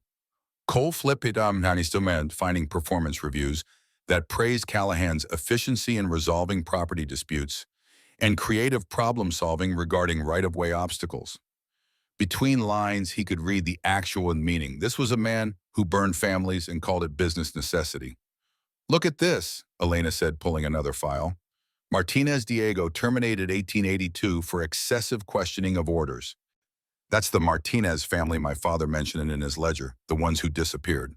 Cole filed that information away, pulling more folders, scanning their contents, with growing understanding of how Crane's operation functioned. The railroad didn't just employ workers, it employed categories of workers, those who laid track, those who maintained equipment, and those who cleared obstacles through methods the company preferred not to examine too closely. Each special project was documented in sanitized language that would pass legal scrutiny while conveying intent to anyone reading between lines. Then Cole found a file that made his blood freeze, despite the day's heat seeping through the car's walls. The label read, Northline Incident, March 1880. Inside a report detailed a passenger train, fire cause listed as boiler malfunction resulting in catastrophic system failure. Casualties numbered 37, including women and children whose names were cataloged with the same bureaucratic precision reserved for inventory loss. Among those names, Anna Brennan, Rose Brennan. Cole's hands shook as he read further, finding details he'd never seen in official reports. Details about accelerant residue, dismissed as common industrial chemicals. About witness statements deemed unreliable due to trauma. About the investigation closed pending no evidence of criminal negligence. And at the bottom of the final page, a single sentence in different handwriting added as marginal note. Per VC directive, classify as accident, compensate families at minimum statutory rate, file closed. VC, Vincent Crane. Cole, Elena's voice seemed to come from very far away. He couldn't speak. Could only hand her the file and watch as she read, as comprehension dawned across her face, as she flipped back to that marginal note and understood what it meant. Crane ordered it, she said quietly, not indirectly, not through layers of subordinates interpreting wishes. He personally directed the cover-up. The fire itself might have been an accident they exploited. Cole managed his voice sounding strange even to himself. Or it might have been deliberate from the start. Either way, Crane saw an opportunity to test whether he could make bodies disappear into paperwork, whether the system would accept convenient explanations over inconvenient truth. And it worked. 37 people died and the law shrugged and called it unavoidable tragedy. Elena kept reading, her finger tracing down the casualty list. Then she stopped, her breath catching. Cole, there's another name here, Cross Michael, age 7. They stared at each other in the dim light, understanding, crystallizing into something too horrible for coincidence. Elena grabbed her father's ledger from Cole's shirt, flipping pages with frantic energy until she found what she sought. March 1880, she read aloud, the month before my father started documenting railroad pressure. And here Michael's death weighs heavy. Anna tried to protect him, but the flames moved too fast. The railroad says accident, but I know fire when I see it, and this fire was born from malice, not mechanical failure. Her voice broke. Michael was my brother, my older brother. He was traveling with your family, with Anna and Rose. They were friends. Your daughter and my brother played together when our families visited. The revelation hit Cole like physical blow. Not just that Crane had ordered his family's death, he'd suspected that for years. But that Elena's family was connected, that their tragedies were branches of the same poison tree that Daniel Cross's documentation of railroad crimes started because his son died in a fire officially called accident. They're all connected, Cole said, forcing his mind to work past shock and grief. Every murder, every fire, every family scattered or destroyed. It's not random violence or isolated incidents. It's a campaign. Crane identified obstacles to his railroad expansion and systematically eliminated them, testing methods, refining techniques, building a machine that converts human lives into cleared right-of-way. And Thorne is part of that machine. Elena's voice carried flatness beyond anger, the cold calculation of someone who'd moved past emotion into pure tactical thinking. My father's blood brother became Crane's instrument. The man who swore sacred oath to protect our family helped burn it to ash. Cole returned the file to its cabinet, his movements mechanical. They continued searching, finding more evidence of Crane's operation employment records for men whose job descriptions included phrases like dispute resolution specialist and property acquisition facilitator. Financial ledgers showing payments coded as consulting fees that corresponded to dates when families died or disappeared. Correspondence between Crane's office and territorial officials that danced around explicit orders while making intent unmistakable. By the time they'd exhausted the accessible cabinets, they'd accumulated enough documentation to fill 3 saddlebags. Cole had memorized names, dates, amounts, the entire architecture of conspiracy that had operated in plain sight because nobody with power cared to look closely. We can't take all of this, Elena said, gesturing at the files they'd pulled. Too much to carry, too obvious if anyone inventories the car before we reach Santa Fe. We don't need all of it, just the most damning pieces. Cole selected 5 files: the Northline Incident Report, Callahan's employment record, with its special project completions correspondence between Crane and territorial judges discussing expedited property transfers, financial ledgers showing payment patterns, and a master list they'd found that cataloged every obstacle cleared between 1879 and 1883. 47 names on that list. 47 families destroyed or scattered. The number hit Cole like discovering his own death certificate, filed prematurely. He and Anna and Rose were statistics in someone's quarterly report line items, in a cost-benefit analysis that determined their lives were worth less than the expense of routing track around their planned destination. They returned the remaining files to their drawers, arranged everything to look undisturbed, and settled back into their corner as the train continued its eastward journey toward either justice or execution. The stolen documents pressed against Cole's chest alongside the ledgers Tobias and Daniel Cross had compiled a weight both literal and symbolic. Time passed in that strange way it does when you're simultaneously bored and terrified, when every moment stretches toward eternity, while the overall journey seems to accelerate beyond control. The sun climbed to its apex heat building inside the enclosed car until sweat soaked their clothing and breathing became labor. They rationed water from canteens Tobias had packed in the saddlebags, knowing that thirst was manageable, but dehydration could kill as efficiently as bullets. Elena slept again, exhaustion, overwhelming discomfort. Cole kept watch, though watching accomplished nothing. If someone opened the door, they had nowhere to run, nothing to do but face whatever came. But watching gave him purpose, activity that kept his mind from spiraling into contemplation of failure modes and worst-case scenarios. The train slowed as afternoon aged toward evening, the rhythm changing as they approached civilization. Cole woke Elena with a gentle shake, putting finger to his lips for silence. Outside, sounds filtered through voices, the clang of switching equipment, other trains passing on parallel tracks. The rail yard at Santa Fe, massive and complex, a terminal point for lines stretching across the entire Southwest. They waited as the train jerked to final stop as workers began moving around the car as sunset painted the world in shades of amber, visible through wall gaps. Waited as activity eventually decreased as night crew replaced day crew, as the yard settled into reduced operations that accompanied darkness. Now, Cole whispered when sounds had diminished to distant and occasional. He tested the door, found it still locked from outside as expected. But locks worked both ways. Keeping intruders out meant creating mechanisms that could be manipulated from inside if you understood their construction. Cole had spent years arresting men who'd broken into places they shouldn't be, had learned more about lock mechanisms than he'd ever intended. He produced a thin piece of metal from his boot, technically a lockpick, though he preferred thinking of it as a professional tool, and worked the mechanism until something clicked and the door slid open 6 inches. Cool air rushed in, carrying the scent of coal smoke and creosote and city smells distinct from desert emptiness. They slipped out into shadows between cars, keeping low, moving with the careful stealth of people aware that every mistake could be their last. The yard stretched in every direction, a maze of tracks and equipment and structures whose purpose Cole could only guess. Somewhere a dog barked. Lanterns burned at intervals, creating pools of light they avoided with practiced ease.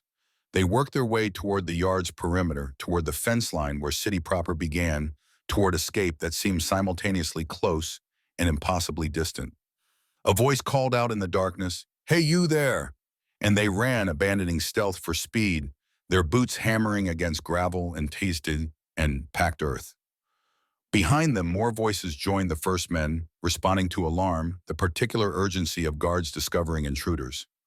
They reached the fence, found a section where bottom rail had rusted through, squeezed underneath with seconds to spare before lantern light swept across the space they'd occupied. On the far side lay Santa Fe proper buildings and alleys, and the blessed anonymity of urban density, where 2 fugitives could disappear if they moved fast and chose directions wisely. Cole pulled Elena into an alley. They pressed against brick wall, breathing hard, waiting to see if pursuit would continue beyond the fence line. Minutes passed. The voices, faded guards apparently unwilling to chase trespassers into city proper, where jurisdiction became complicated and paperwork multiplied. "Grace Hartwell," Elena whispered once relative silence returned. "Telegraph office. Tobias said she'd have evidence. Telegraph office will be closed at night. We need to find where she lives, approach her at home, hope she doesn't shoot us for breaking into her property at midnight. Finding a telegraph courier's home address seemed the kind of problem that would have been insurmountable in other circumstances. But Santa Fe, despite being territorial capital, remained small enough that certain professions were known by reputation. They asked a drunk stumbling from a saloon, paid him $1 for information learned, that Grace Hartwell lived above a bakery on Canyon Road, that she was known as reliable and discreet, that she kept odd hours befitting someone whose job involved being available when messages needed transmitting, regardless of time. The bakery stood dark and closed, but light showed in the second-floor window, warm and inviting against the cooling night. Cole knocked on the side door that presumably led to the residence, knocked again. When no response came, was preparing to knock, third time. When the door opened to reveal a woman in her late 20s, brown hair pulled back, wearing a practical dress, suitable for someone who worked more than she socialized. "We're closed," she started to say, then stopped as she registered their appearance, dust-covered, exhausted, wearing desperation like cologne. Her hand moved towards something behind the door. Probably a weapon, definitely smart caution when strangers appeared at midnight. "Grace Hartwell," Cole asked quietly. "Tobias Reeves sent us. Two-shot. He said you'd know what that meant." The woman's expression shifted, wariness mixing with recognition, and something that might have been hope or might have been fear. Sometimes those emotions wore similar faces. "Tobias, is he alive and well? Last we saw him. Helped us escape from people who'd prefer we stayed captured or dead." Cole gestured at himself and Elena. "I'm Cole Brennan, U.S. Marshal, though currently operating outside official capacity. This is Elena Cross. We have evidence of railroad corruption, systematic murder conspiracy involving territorial officials. Tobias said you'd been documenting telegraph communications that support our claims." Grace studied them a moment longer, then stepped back, opening the door wider. "Get inside. If you're being hunted, standing on my doorstep just advertises that someone's home who shouldn't be." They entered a small apartment that combined living space and workshop, a bed in one corner, a desk covered with papers and telegraph equipment, in another bookshelves lining walls, the organized chaos of someone who thought best surrounded by information. Grace locked the door behind them, drew curtains over windows, then turned to face them with arms crossed. "I need to know what you're walking into my life before I decide whether to help or turn you over to authorities." Her voice carried steel beneath politeness. "Marshal Brennan, I've heard that name. You investigated a train fire 5 years back, kept pushing when everyone told you to stop, finally gave up when it became clear nobody in power wanted answers you were finding." "I didn't give up. I repositioned, kept gathering evidence while pretending I'd accepted official narrative." Cole pulled the documents from his shirt, laying them on her desk with care befitting religious artifacts. "This is Daniel Cross's ledger documenting 2 years of railroad pressure and intimidation. This is Tobias Reeves's journal recording what he witnessed at Redemption Crossing Rail Yard.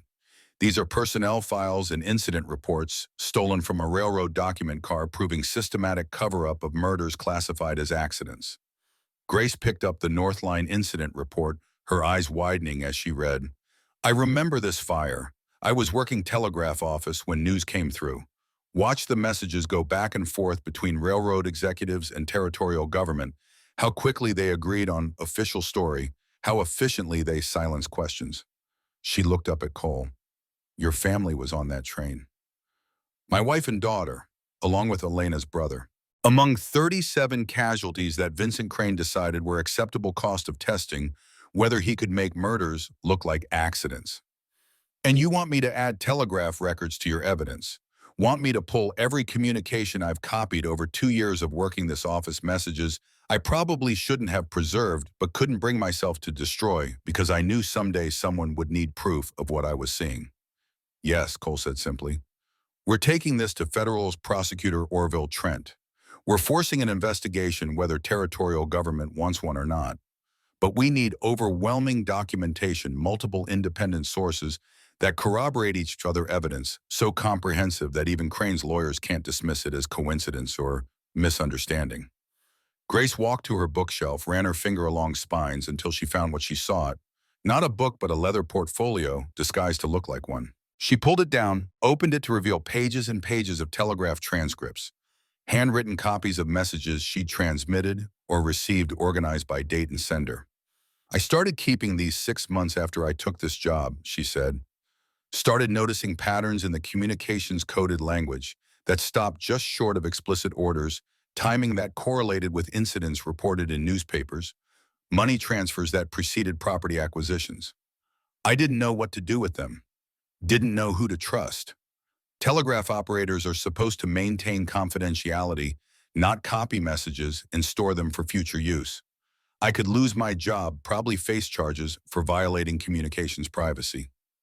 Or you could help stop a conspiracy that's killed at least 47 people and will kill more if someone doesn't intervene.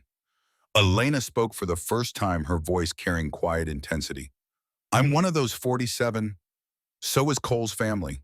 Every name on that list represents someone who died because they were inconvenient to railroad expansion. How many more names get added before someone with evidence decides it matters more than their job? Grace closed the portfolio, clutched it to her chest like a shield, or perhaps a confession.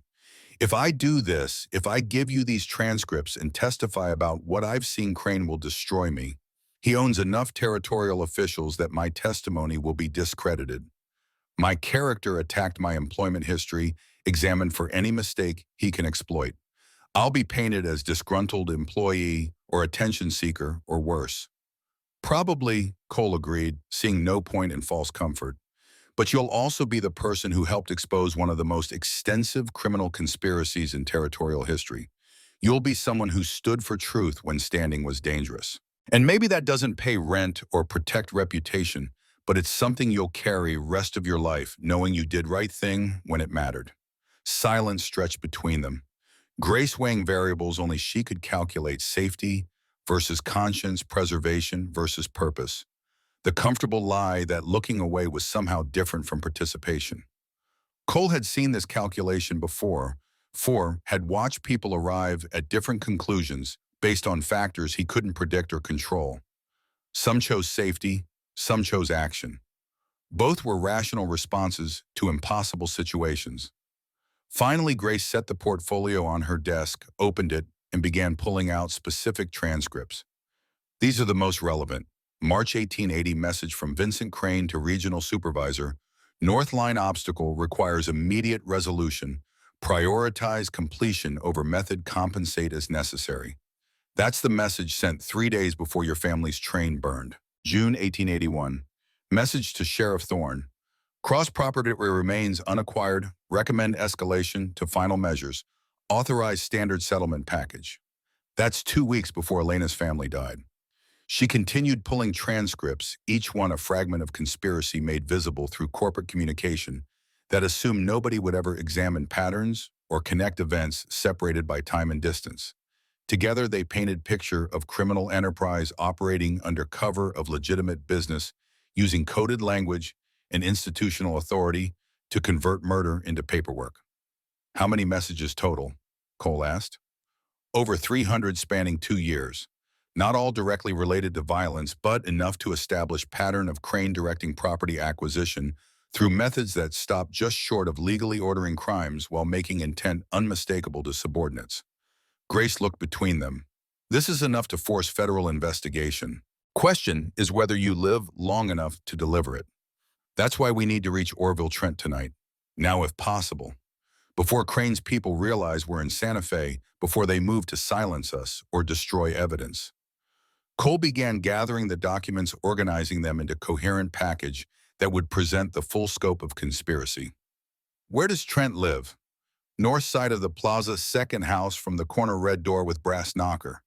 But Marshall, Grace hesitated, choosing words carefully. Trent is honest man in corrupt system. That makes him powerful but also vulnerable. If you bring this to him, if he decides to prosecute based on your evidence, Crane will retaliate not just against you, but against Trent himself. Federal prosecutors aren't immune to pressure or violence. Good men have died for less than what you're asking him to do. I know, but he's the only person in this territory whose badge still means something, whose oath hasn't been purchased or compromised. If he won't act, then there's no point to any of this, and Elena and I might as well have hung on those gallows 3 days ago. Grace nodded slowly, accepting the truth of that assessment. Then she moved to her wardrobe, pulled out a carpet bag, began packing clothes and essentials with the efficient movements of someone who'd thought about this moment and prepared for it. "What are you doing?" Elena asked. "Coming with you. If Trent agrees to prosecute, he'll need me to testify immediately before Crane can manufacture reasons to discredit me or make me disappear. And if he refuses," Grace shrugged, "then I'm unemployed and homeless anyway. Might as well start over somewhere Crane's influence doesn't reach." They left together, three people carrying evidence that weighed nothing and everything, walking through Santa Fe streets gone quiet with night. The plaza stretched empty before them, surrounded by buildings that housed territorial government and businesses that fed off governmental proximity. Somewhere in one of those buildings, Vincent Crane maintained an office, a legitimate face for operations that left 47 families destroyed in pursuit of profit margins and shareholder value. Trent's house sat exactly where Grace described: modest structure, befitting federal employee on fixed salary, red door with brass knocker catching moonlight. Cole approached the door, raised the knocker, then paused. "Once I knock," he said to Elena and Grace, "everything changes. Either Trent helps and we're committed to prosecution that will likely get us killed, or he refuses and we're fugitives with nowhere left to run. Last chance to reconsider." "Knock," Elena said. "Knock," Grace agreed. Cole let the brass fall against wood, 3 solid strikes that echoed through the quiet night. Somewhere a dog barked in response. Light appeared in this house's front window, moving closer. Someone approaching the door with the wariness people adopt when visitors arrive at midnight. The door opened to reveal a man in his 50s, gray hair disheveled from sleep, wearing nightshirt and carrying lantern in one hand and pistol in the other. Reasonable precautions for federal prosecutor whose work made enemies. Orville Trent looked at them with eyes that cycled through surprise, recognition, and calculation before settling into cautious attention. "Marshal Brennan," Trent said, his voice carrying the dry precision of someone who measured words before releasing them. "I'd heard you were wanted for prison break and obstruction of justice. Now you're at my door at midnight with companions in what I assume is evidence you believe justifies your crimes. Should I shoot you or listen to your story?" "Listen first," Cole replied. "Shoot after if you still think that's appropriate response. But either way, we're handing you documentation of the largest criminal conspiracy in territorial history, and what you do with it will determine whether 47 murders get justice or disappear into bureaucratic acceptance." Trent studied them another moment, the pistol neither raised nor lowered, held in that ambiguous position that suggested possibility rather than commitment. Then he stepped back, opening the door wider, gesturing them inside with the lantern. "You have 1 hour," he said. "Convince me before dawn, or I turn you over to territorial authorities, with my apologies for the delay." They entered and the door closed behind them, and Cole felt the weight of everything he carried: documents and grief and 5 years of rage pressing down with force that either would crush him or catalyze transformation. No middle ground existed anymore, no compromise that satisfied both safety and conscience. Justice or death. Perhaps both. But at least now someone was listening. Orville Trent's study smelled of tobacco and old leather walls lined with law books, whose spines bore titles that promised order in a world that delivered chaos. He cleared his desk with methodical efficiency, setting aside personal correspondence and case files to make room for the evidence Cole spread before him like a merchant displaying questionable wares. The federal prosecutor worked through the documents in silence, his face revealing nothing as he read Daniel Cross's ledger, Tobias's journal, Grace's telegraph transcripts, the stolen railroad files that documented conspiracy in sanitized corporate language. His finger traced lines, paused at specific entries, moved on without comment. The lantern on his desk cast shadows that made his features seem carved from stone, worn smooth by years of reading lies and calling them testimony. 20 minutes passed. 30. Cole stood by the window watching the street. Elena sat rigid in a chair that had probably witnessed countless confessions. Grace hovered near the door, as if maintaining escape route. The house creaked with night sounds. Somewhere a clock ticked, marking time that felt both endless and insufficient. Finally, Trent set down the last document, removed his reading glasses, and pinched the bridge of his nose with thumb and forefinger. When he looked up, his eyes carried the particular weariness of men who dedicated lives to justice only to discover how rarely justice interested those with power to deliver it. This is comprehensive, he said, his voice carrying no inflection that would indicate whether comprehensive meant damning or merely thorough. Multiple independent sources corroborating the same pattern of criminal activity spanning 5 years and covering at least 47 documented murders classified as accidents or isolated incidents. Does that mean you'll prosecute? Elena leaned forward, her entire body communicating desperate hope, barely restrained. It means I'm required to investigate.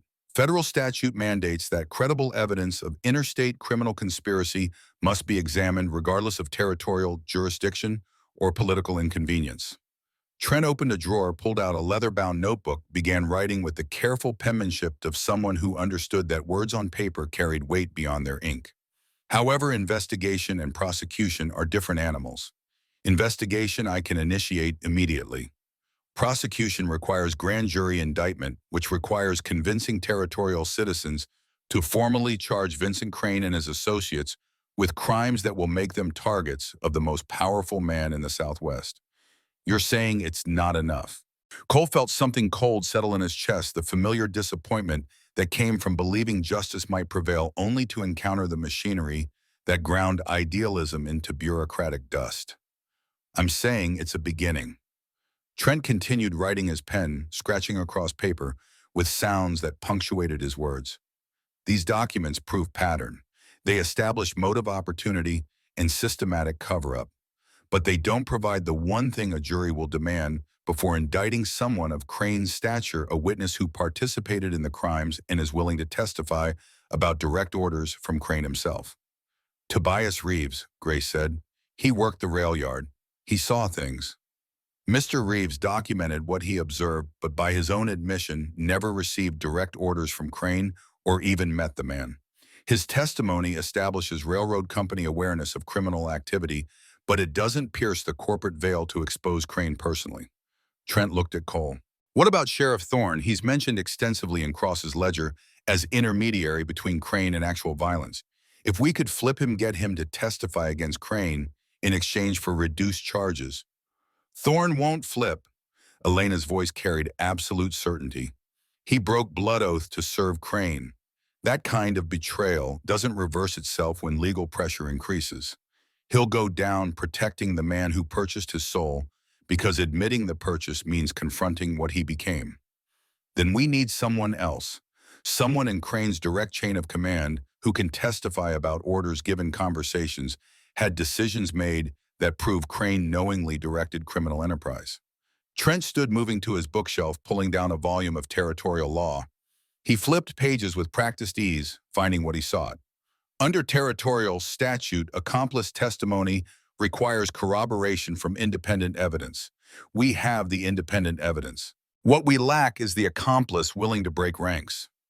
A knock at the door interrupted the discussion, soft but insistent. They all froze, hands moving toward weapons or defensive postures, the particular paranoia of people who'd learned that midnight visitors rarely brought good news. Trent moved to the window, peered through curtains without disturbing them, then relaxed slightly. A man alone, dressed like a worker, limping. He looked at Grace. Does he match the description of your Mr. Reeves? Grace joined him at the window, looked out, then nodded. That's Tobias, two-shot. How did he find us? I told him where you lived, Cole said, though even as he spoke, some instinct whispered warning. Must have followed us from your apartment. Trent opened the door, revealing Tobias standing in the portal, his clothes dusty from travel, his face carrying exhaustion that spoke of hard riding and harder choices. He held his hat in his hands, that particular posture of supplication people adopt when requesting mercy they probably don't deserve. Marshal Brennan, Tobias said, his voice rough. I need to talk to you, all of you, about what you're planning to do with the evidence I gave you. Come in. Cole stepped back, allowing Tobias entry, though that whisper of warning had grown to something closer to alarm. Something in Tobias's posture, in the way he wouldn't quite meet anyone's eyes, in the trembling of his hands, that went beyond simple fatigue. Tobias entered, and Trent closed the door behind him, that simple act suddenly feeling less like hospitality and more like trap closing. The railroad worker stood in the center of the study, surrounded by books and documents, and people who trusted him with information that could destroy them if betrayed. "How did you get here?" Elena asked, and Cole heard the same suspicion in her voice that now filled his own gut. "We took the supply train. That's a full day's journey." "I rode." Tobias's hands clenched around his hat brim, knuckles white. "Left right after you pulled out. Took the fastest horse I could steal and rode straight through. Got here an hour ago, spent time tracking you from the rail yard to Grace's apartment to here." He finally looked up, meeting Cole's eyes. "I came to warn you." "Warn us about what?" "About me." The words came out choked, forced through throat that clearly didn't want to release them. "About what they made me do, about why I helped you in the first place." The room's temperature seemed to drop despite the summer night's lingering warmth. Cole's hand moved toward his Colt, not drawing but preparing, body responding to threat his mind hadn't fully processed yet. "Tobias," Grace said quietly. "What did you do?" "They have my daughter." The confession emerged broken, each word carrying weight of betrayal and desperation in equal measure. "2 days before you arrived at Redemption Crossing, 3 of Crane's men came to my house. Told me a federal marshal was sniffing around, asking questions about railroad operations. Said they needed someone inside to monitor the situation report, back provide information when requested. Said if I refused, if I warned anyone, my daughter would suffer an accident. Showed me photographs Sarah walking to school, Sarah at the general store, Sarah sleeping in her bed with window open." His voice cracked. "They made it clear they could reach her anytime, anywhere." "So you were working for them from the start." Elena's statement held no question, just cold recognition of reality's shape. "Not from the start. I really did hate Crane, really did document what I saw, hoping someday it would matter. But when they threatened Sarah," Tobias's eyes glistened, though whether from tears or something else Cole couldn't determine in the uncertain light. "I'm sorry. I know that doesn't fix anything, doesn't undo what I've done. But I needed you to understand I didn't have a choice. Everyone has a choice." Cole's voice came flat, emotion bled out and replaced with the tactical assessment of compromised situations. "You chose your daughter over 47 dead families. I understand the choice. Might have made the same one. But don't claim you didn't have options." "Where's your journal?" Trent asked, cutting through recriminations to focus on practical implications. "The one you gave Marshal Brennan, the documentation of rail yard operations." Tobias reached into his coat, pulled out a leather-bound journal, not the one he'd given Cole, but similar enough to be its twin. "This is a duplicate. Same information, same entries, same dates. I kept 2 copies in case something happened to the original. The one I gave you was real. This one is too. But Crane's people know about both now. Know that I've been documenting their operations. They're moving to destroy any evidence that connects Railroad Company to specific incidents, which means they know we're here."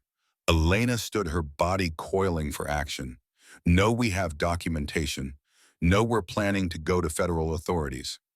They've known since you boarded that supply train." Tobias wouldn't meet her eyes. "I sent telegraph from Redemption Crossing right after you pulled out. Reported your presence, your destination, what documents you'd taken. Crane had people waiting in Santa Fe before you even arrived. Only reason they didn't grab you at the rail yard is they wanted to see where you'd go, who you'd contact, how much evidence you'd accumulated before they moved to eliminate all of it at once."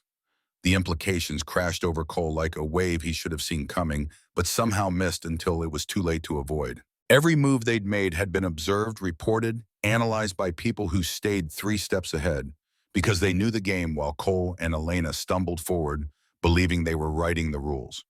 "How long do we have?" Trent's question carried the practical urgency of someone calculating escape routes and finding them limited.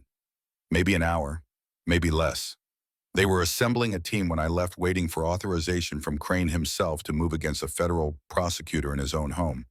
That's not a decision they make lightly, but once made they commit fully."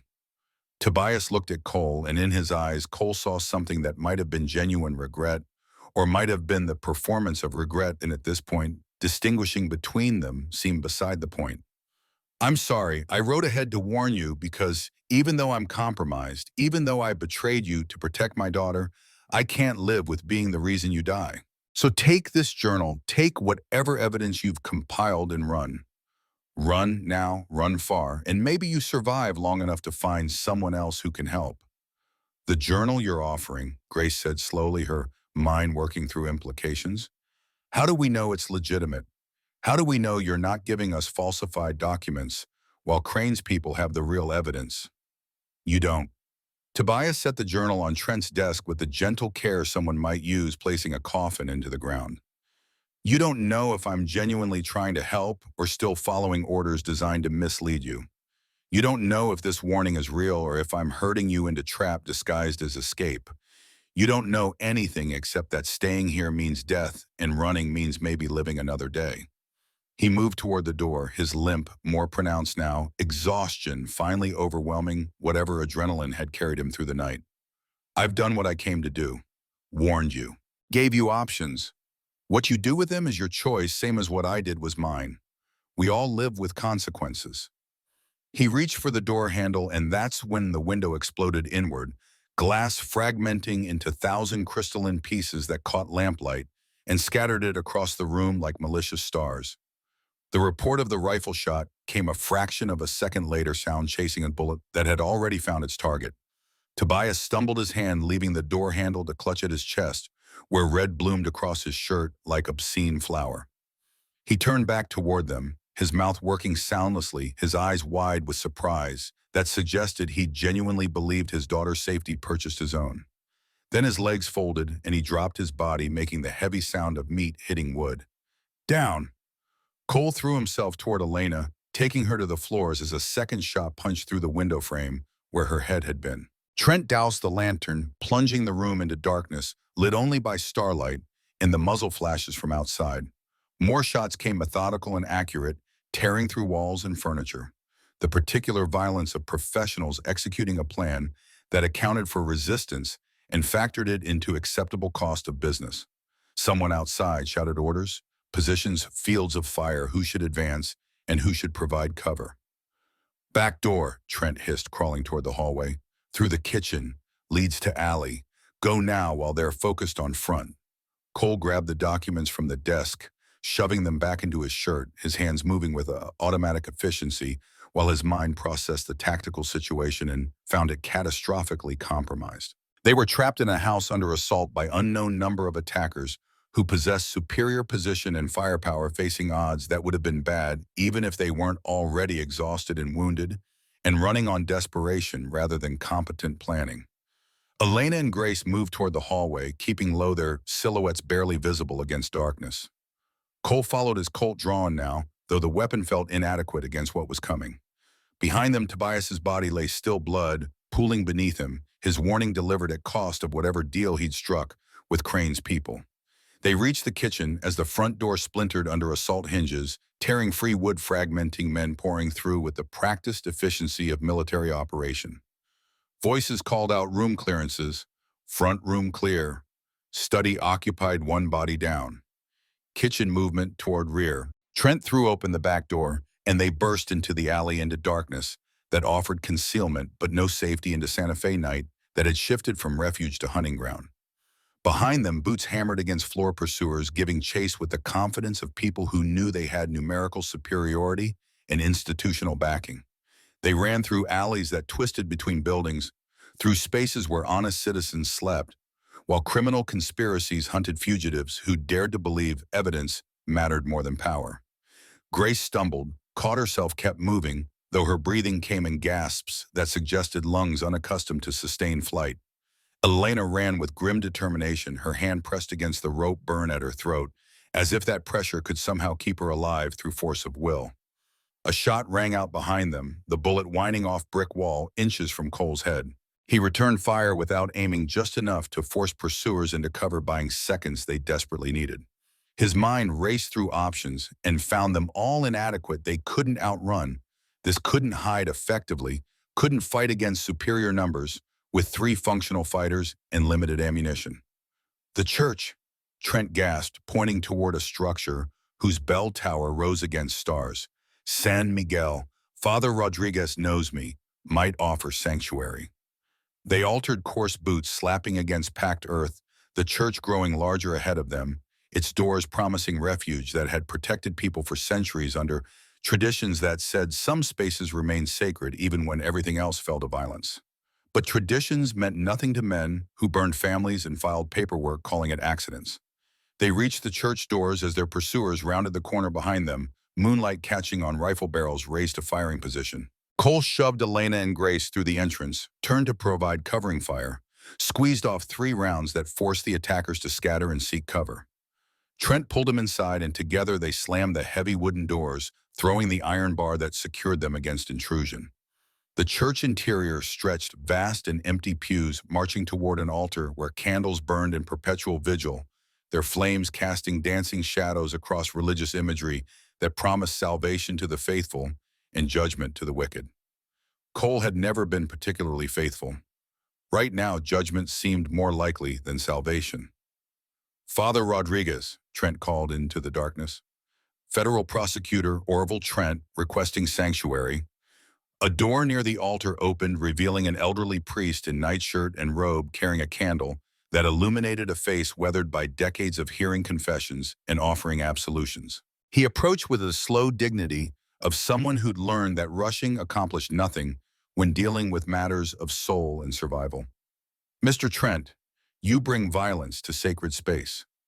The priest's voice carried disappointment rather than accusation, the tone of someone who'd seen this story before and knew how it ended.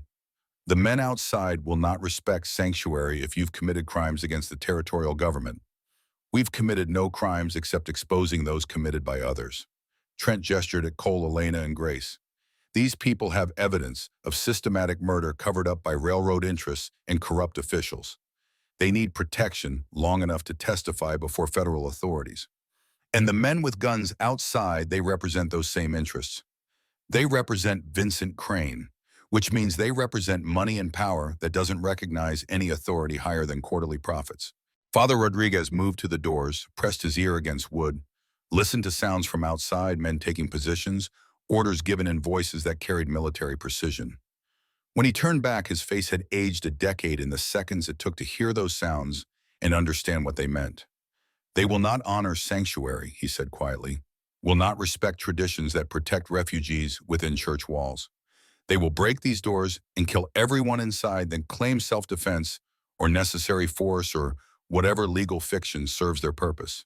I've seen this before when Apache families sought refuge and territorial militia dragged them out to hang. The law did nothing then. The law will do nothing now." "Then what do we do?" Grace's voice carried the particular desperation of someone who'd believed institutions protected the righteous and was discovering that institutions protected whoever paid maintenance fees. "You pray," Father Rodriguez said. "And while you pray, I'll open the sacristy door that leads to the courtyard behind the church. From there, you can reach the river if you move quickly. Follow it south out of the city. Somewhere in the darkness, you might find safety I cannot provide within these walls, supposedly protected by God's grace." Outside, the sounds had changed, less positioning, more preparation. The particular quality of noise that suggested assault was imminent rather than possible. A voice called out, loud enough to penetrate stone and wood. "Federal Prosecutor Trent, we have warrant for the arrest of Cole Brennan and Elena Cross on charges of murder, arson, and conspiracy against the territorial government. Send them out and we'll leave you unharmed. Refuse and we come in, and anyone harboring fugitives faces the same charges." "That's not a lawful warrant," Trent called back, though his voice suggested even he didn't believe the law mattered at this moment. "Present proper documentation and I'll evaluate its legitimacy." "You have 60 seconds. Father Rodriguez moved toward the altar with speed that belied his age, gesturing for them to follow. They ran through the church's central aisle, past pews where congregants sat on Sundays pretending the world made sense, past stations of the cross that documented suffering as path toward redemption, toward a small door that led to spaces reserved for clergy and those seeking final sanctuary before facing whatever waited beyond mortal walls.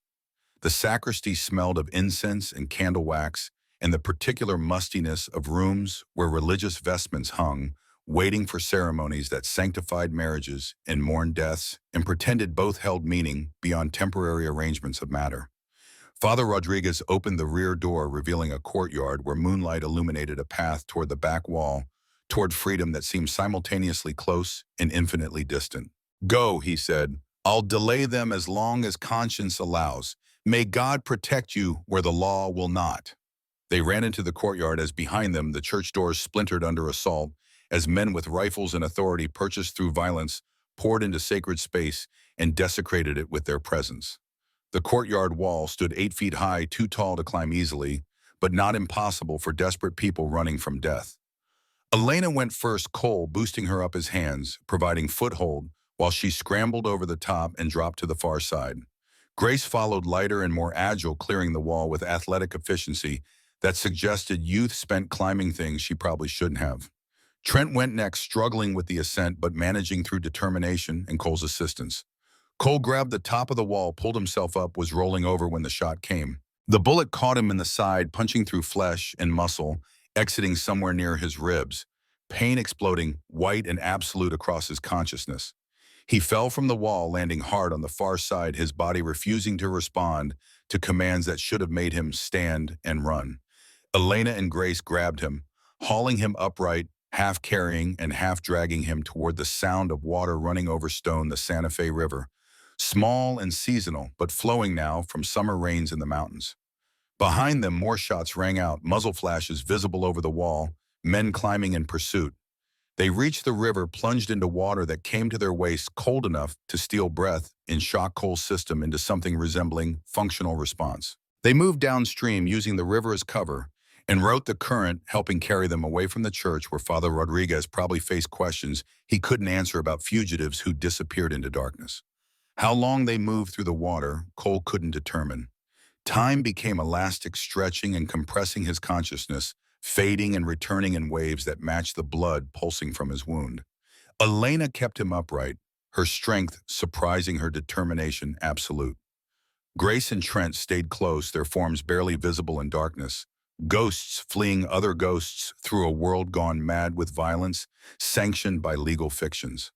Finally, they crawled from the river onto a bank where cottonwoods grew thick and underbrush provided concealment. Cole collapsed his body, deciding it had carried him as far as will could force it. Elena knelt beside him, pressing her hands against his wound, trying to staunch bleeding that seemed determined to empty him, regardless of pressure applied. "We need to keep moving," Trent said, his voice carrying the brittle quality of someone in shock. "They'll search the river, find us by dawn if we stay here." "He can't move." Elena's hands remained pressed against Cole's side, blood seeping between her fingers.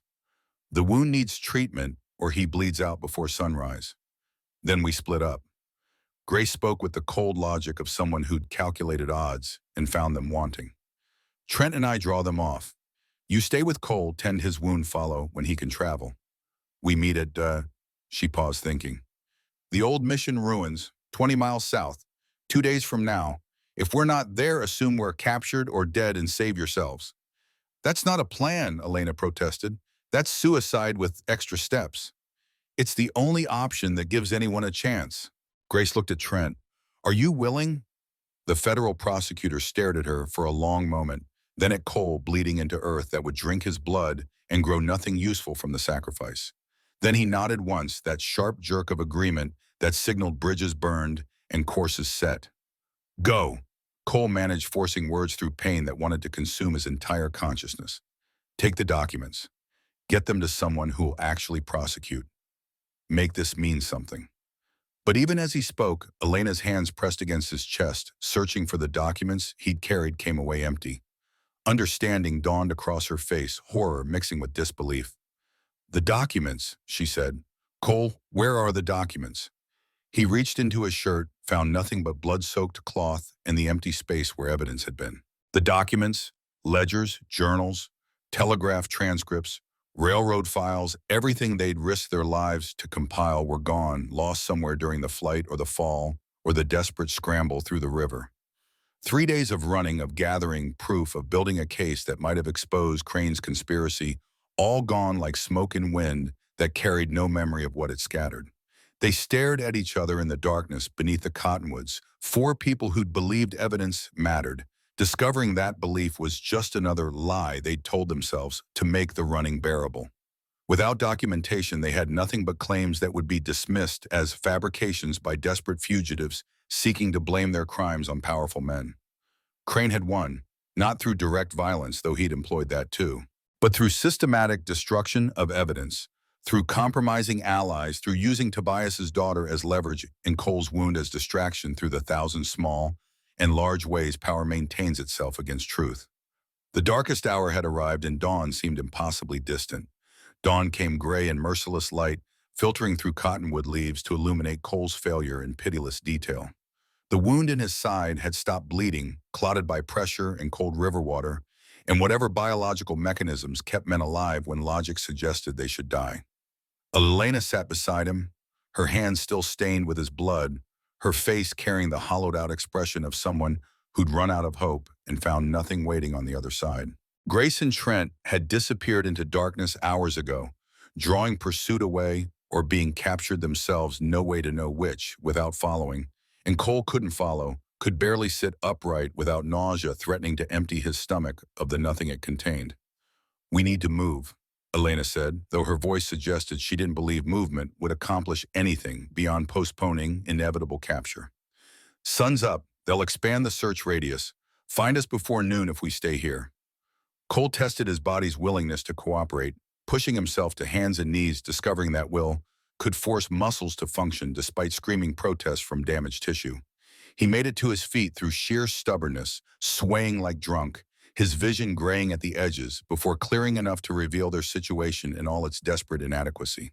They were fugitives without evidence, without allies, without the documentation that might have forced federal investigation into conspiracy too large for individual territories to ignore. 3 days of running had bought them nothing except exhaustion and the knowledge that power protected itself through methods the law wouldn't acknowledge, even when proof was shoved under its nose. "We can't run anymore," Cole said, each word costing more than it should. "Not with this wound, not without supplies or destination. We're done running." "Then what, surrender to Thorn and hope he grants mercy he's never shown anyone?" Elena stood as well, her movements mechanical, running on obligation rather than purpose. "We're witnesses to conspiracy involving the most powerful man in the territory. We're liabilities that need eliminating. Turning ourselves in just makes their job easier." Cole looked around the riverbank, searching for something he couldn't name but might recognize if he saw it. Trees, water, morning light painting everything in shades of gold that seemed obscene given their circumstances. And there, caught in branches overhanging the river, a piece of oilcloth, the same material that had wrapped Daniel Cross's ledger. He stumbled toward it, nearly falling, catching himself against a tree trunk while Elena rushed to support him. His hands closed around the oilcloth, pulling it free, discovering it still wrapped something despite hours in the river. He unwrapped it with shaking fingers, revealing not the full ledger, but several pages water-damaged but intact, their ink bleeding but still legible. "I must have lost it during the fall," Cole said, staring at the pages like they were religious relics instead of paper covered in handwriting. The ledger broke apart, most of it washed away, but these pages caught here. Elena took the pages, scanning them quickly. Entries about the Martinez family, about Thorne's payments from railroad, about— She stopped, her finger tracing a line that had survived water damage. "About Crane's office address in Santa Fe, where he keeps records too sensitive for rail yard storage. Your father was planning to break in, retrieve documentation directly from source." That's suicide. Everything's suicide at this point. At least this option means we're choosing our own method. She folded the pages carefully, tucked them into her shirt. If Grace and Trent survived, if they're moving toward the mission ruins, like Grace suggested, we've got 2 days to either retrieve real evidence or accept we've lost. I'd rather die trying than die hiding. Cole wanted to argue, wanted to point out the 1,000 ways breaking into Vincent Crane's private office was guaranteed to end badly. But he'd already spent 5 years trying the careful approach, the methodical investigation, the belief that following procedures would eventually lead to justice. That approach had gotten him exactly nowhere while bodies accumulated and Crane's empire expanded. Sometimes the only path forward required abandoning the map and trusting that instinct could navigate where planning failed. "We'll need supplies," he said. "Medical supplies for this wound, food, water, weapons beyond the one pistol we have." He paused, calculating odds that seemed impossibly stacked. "And we'll need a way into Crane's office that doesn't involve walking through the front door and announcing ourselves. I might know someone." Elena's expression suggested this knowledge came with complications. Back when I was arrested, there was another prisoner in the cell across from mine, woman named Margaret Chen. Her family was on that list your father kept, the ones who fled after the patriarch died in custody. Margaret was arrested for theft, but really she'd been caught trying to steal documents from the Territorial Records Office, trying to prove her father's arrest was fabricated. She met Cole's eyes. We shared stories during those weeks before they moved her. She told me things about Santa Fe's building layouts, about access points and security patterns, information she'd gathered planning her own doomed attempt at justice. You think she'd help us? I think she's probably in worse situation than we are, assuming she's still alive. But if we can find her, if she's still in the city, Elena shrugged. Worth trying before we get ourselves killed breaking into buildings we don't understand. They moved away from the river, staying parallel to it, but maintaining distance from the water itself where search parties would concentrate efforts. Cole's wound protested every step, sending lightning bolts of pain through his side that threatened to buckle his legs. He forced himself forward through sheer determination because stopping meant dying, and he wasn't ready for that particular resolution yet. By mid-morning, they'd reached Santa Fe's outskirts, the city stirring to life with the ordinary business of people who didn't know or didn't care that conspiracy operated in their midst. They moved through back alleys and service lanes, avoiding main streets where wanted posters had probably already been distributed, seeking the marginalized spaces where fugitives might find temporary refuge. Elena led them to a boarding house on the east side, the kind of establishment that asked no questions as long as coin appeared and residents caused no trouble loud enough to attract official attention. She paid for a room with the last of their money silver marlins that had survived the river because metal doesn't dissolve, and they climbed narrow stairs to a space barely large enough for a bed and wash basin. Stay here, Elena said. I'll find medical supplies and information about Margaret. Don't leave this room. Don't answer the door for anyone. Don't do anything that draws attention. You shouldn't go alone. I'm less recognizable than you. Marshall's face gets distributed farther than random accused woman's. I'll be back before dark. She moved to the door, paused with her hand on the handle. If I'm not back by midnight, I've been caught. Save yourself however you can. Then she was gone, the door closing behind her, leaving Cole alone with pain and failure and the water-damaged pages that represented the last fragments of evidence that might mean anything. He collapsed onto the bed, his body deciding that consciousness was optional now that immediate danger had receded to theoretical rather than actual. He woke to darkness and Elena's hand shaking his shoulder, her face appearing above him like ghost or memory. She held supplies, bandages, antiseptic that smelled like industrial solvent, needle, and thread for suturing a bottle of whiskey that would serve as anesthetic and disinfectant in equal measure. This will hurt, she warned. It did. The antiseptic burned like liquid fire poured directly into nerve endings. The needle-piercing skin to pull torn flesh together created pain that transcended physical into something approaching philosophical, a reminder that bodies were fragile constructions held together by will and stubbornness, and the biological imperative to continue existing, despite all evidence suggesting cessation would be more efficient. Cole bit down on leather belt while Elena worked her hands surprisingly steady given their circumstances. She'd learned this somewhere, this practical medicine that kept men functional if not comfortable, and he didn't ask where or when because some knowledge came from experiences better left unexamined. When she finished, the wound was closed and bandaged, infection risk reduced from certain to merely probable.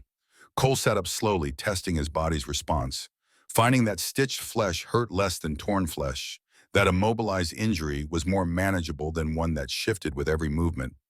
I found Margaret, Elena said, cleaning blood from her hands. She's working at a laundry on Canyon Road, barely surviving on wages that wouldn't feed a cat. Her family scattered after her father died. Mother and younger siblings moved to California. Margaret stayed because she didn't have travel money and believed someone needed to remember what happened here. Will she help? She'll help, not because she trusts us or believes that we can succeed, but because she's been waiting 2 years for anyone to try. Said Crane's office is in a building on the plaza 3rd floor, accessible through external fire escape if you don't mind climbing. Security is minimal during day because Crane's never there, conducts his actual business from a ranch outside the city, uses the office for storing records and meeting territorial officials who need to maintain appearance of propriety. When Grim. Tomorrow night, Margaret will provide building layout and access details. We retrieve whatever documents we can carry, then run for the mission ruins. If Grace and Trent survived, if they reach the rendezvous point, we combine whatever evidence we've gathered and make final push toward federal investigation. Elena sat on the bed beside him, her exhaustion finally showing through the determination she'd maintained since the gallows. And if we fail, at least we fail knowing we tried every option. Cole looked at the water-damaged pages, at the fragments of Daniel Cross's careful documentation. Your father would be proud of what you've done, who you've become. Fighting this hard for justice, even when justice seems like fiction, we tell ourselves to make the world bearable. My father's dead because he fought. My family's dead. Your family's dead. 47 families destroyed, and we're betting everything on one last, desperate attempt to retrieve evidence from a man who's spent 5 years ensuring evidence against him doesn't exist. Her voice carried bitterness cut with something that might have been hope or might have been resignation. At this point, the two seemed interchangeable. Pride seems like luxury reserved for people who haven't failed as thoroughly as we have. We haven't failed yet. Still breathing, still moving, still dangerous to people who'd prefer we were neither. They spent the night planning, Margaret arriving after dark with hand-drawn maps and information purchased through 2 years of watching and waiting and hoping someone would care enough to act. The office occupied the entire 3rd floor of the Territorial Commerce Building, accessible through a main entrance guarded during business hours but unmonitored at night, or through the fire escape that led to a window Margaret's sources claimed remained unlocked for ventilation. The records room is here, Margaret indicated on the map, her finger tapping a space marked in the building's northwest corner. File cabinets containing correspondence, financial ledgers, land acquisition documentation. Everything too sensitive to store at rail yards or ranch where workers might access it. Crane reviews these documents monthly, but hasn't been in the office for 3 weeks, according to his secretary, who happens to be my former landlady's niece. She looked between them. You'll have maybe 2 hours before night watchman makes his rounds. More if you're lucky, less if someone reports suspicious activity. Guard patrols, Cole asked. Territorial Marshal's office is 2 blocks away. They could respond within 5 minutes if alerted. You'll want to work quickly, and be prepared to leave faster than you arrived. Margaret rolled up the map, her expression suggesting someone who'd imagined this scenario countless times but never believed it would actually happen. I'm giving you access to the one chance at justice my family might ever see. Don't waste it on half measures or hesitation. Take everything you can carry and burn the rest if you can't. Make it hurt them the way they hurt us. The next day passed in slow agony, Cole's wound protesting every movement while his mind raced through contingencies and failure modes. They purchased dark clothing from a second-hand shop, acquired rope and tools that might prove useful for forced entry, ate a meal that tasted like dust and obligation. As evening approached, Cole felt the familiar pre-action tension, the same anticipatory dread he'd experienced before raids and arrests during his years as marshal. The difference now was he stood on the other side of the law, breaking into buildings rather than arresting those who did, trusting that ends justified means when legal methods had demonstrated their inadequacy. They moved through Santa Fe as darkness settled, 2 shadows among many unremarkable if you didn't look closely. The plaza stood nearly empty. Late-hour commerce concluded, evening entertainment not yet begun. The Territorial Commerce Building rose 3 stories, its windows dark except for ground floor, where businesses maintained late hours. The fire escape clung to the building's side like metal parasite, rusted and questionable, but functional enough for their purposes. Cole climbed first, despite his wound, each pull upward, sending fresh agony through his side. Elena following with the grace of someone who'd learned movement meant survival, and clumsiness meant capture. They reached the 3rd floor window, found it unlocked as promised, slipped inside to discover an office space that smelled of tobacco and paper and the particular mustiness of rooms where important decisions were documented in triplicate, then filed away for historians to examine decades hence. The records room, Elena whispered, consulting Margaret's map by moonlight filtering through windows. They moved through the office, Cole leading with his Colt drawn, despite knowing gunfire would bring responses they couldn't handle. The records room door stood locked, but locks were obstacles rather than prohibitions for people with proper motivation. Cole worked the mechanism with picks that had served him well over years of legal and now illegal entry, feeling tumblers fall into alignment, hearing the click that meant access granted. Inside filing cabinets lined the walls floor to ceiling, each drawer labeled with codes and dates that meant nothing without context. They began pulling drawers randomly, searching for anything that might connect Crane personally to the conspiracy they'd been documenting. 10 minutes passed. 20. Cole's wound had started bleeding again, warmth spreading across his side, his vision beginning to gray at the edges from blood loss or exhaustion, or the simple inability to continue functioning under conditions that would have broken most people days ago. Then Elena made a sound, not quite gasp, not quite cry, something between discovery and vindication. "Cole, look at this." She held a file folder labeled Special Acquisitions, Direct Authorization Required. Inside, correspondence between Vincent Crane and various subordinates written in Crane's own hand, detailing specific properties targeted for acquisition and methods authorized for clearing obstacles. March 12, 1880. Elena read aloud, her voice shaking. To Regional Supervisor, Northline property disputes require immediate resolution before spring construction season. Authorize final measures for Brennan destination and associated complications. Ensure documentation reflects unavoidable tragedy. VC. She looked up. He ordered it, not coded language, not implicit permission. Direct order to make your family's deaths look accidental. Cole took the file, his hands trembling, reading Crane's signature beneath words that confirmed what he'd suspected for 5 years. Here was the evidence that had eluded federal investigation, that had been hidden or destroyed every time he'd gotten close, preserved through arrogance or oversight, in a file cabinet Crane believed remained secure from scrutiny. "There's more," Elena said, pulling additional folders. "Orders for the cross-family elimination, for the Martinez disappearance, for 18 other families, all documented, all bearing Crane's personal authorization." They worked faster now, pulling every file from the cabinet, stuffing documents into the sack they'd brought. Financial records showing payments to Thorne and other sheriffs. Correspondence with territorial judges discussing favorable rulings. Land deeds transferred after convenient deaths. A complete architecture of conspiracy spanning 5 years and covering hundreds of crimes. Footsteps sounded in the hallway outside.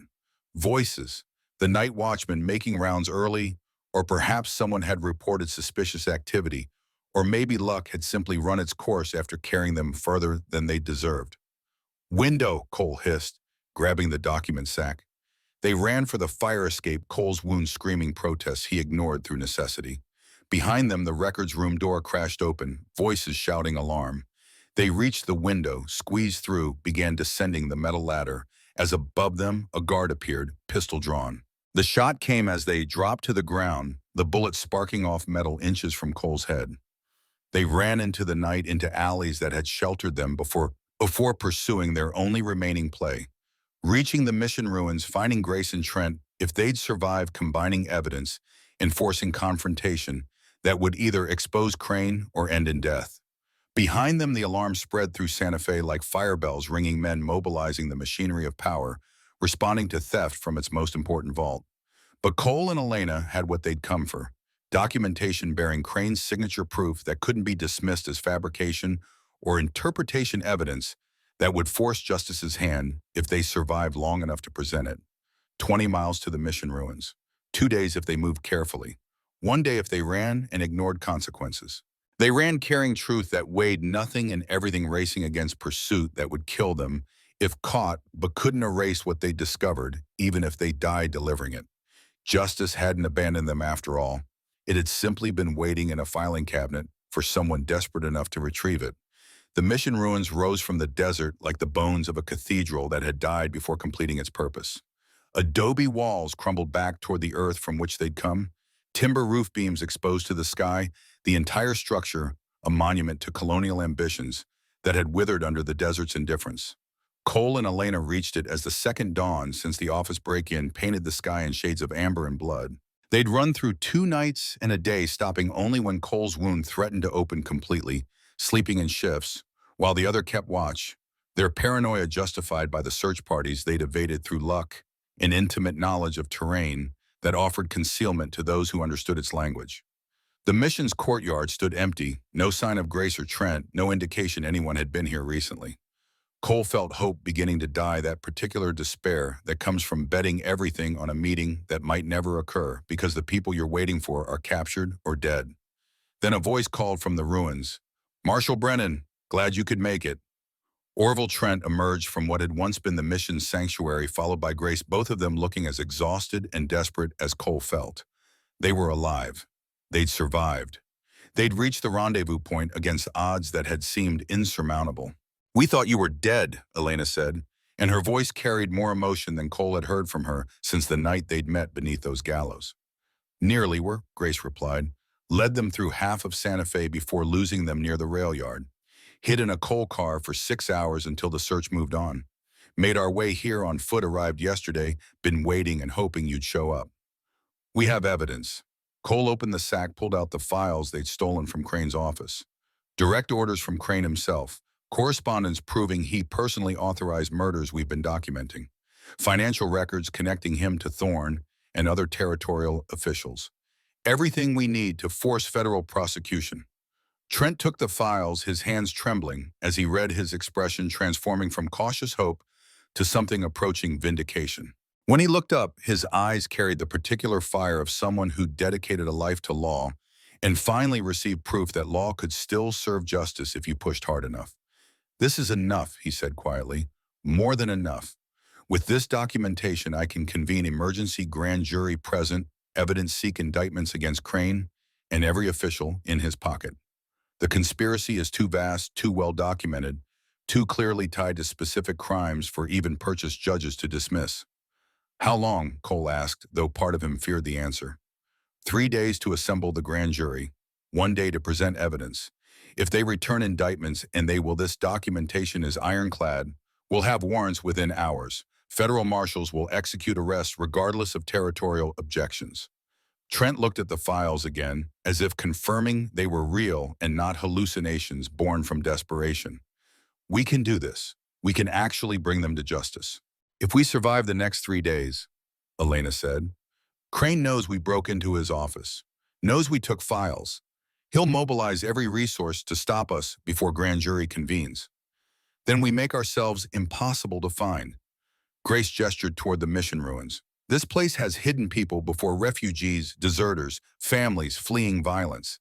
It can hide us for 3 more days if we're smart about it." They settled into the ruins, taking turns keeping watch while others rested.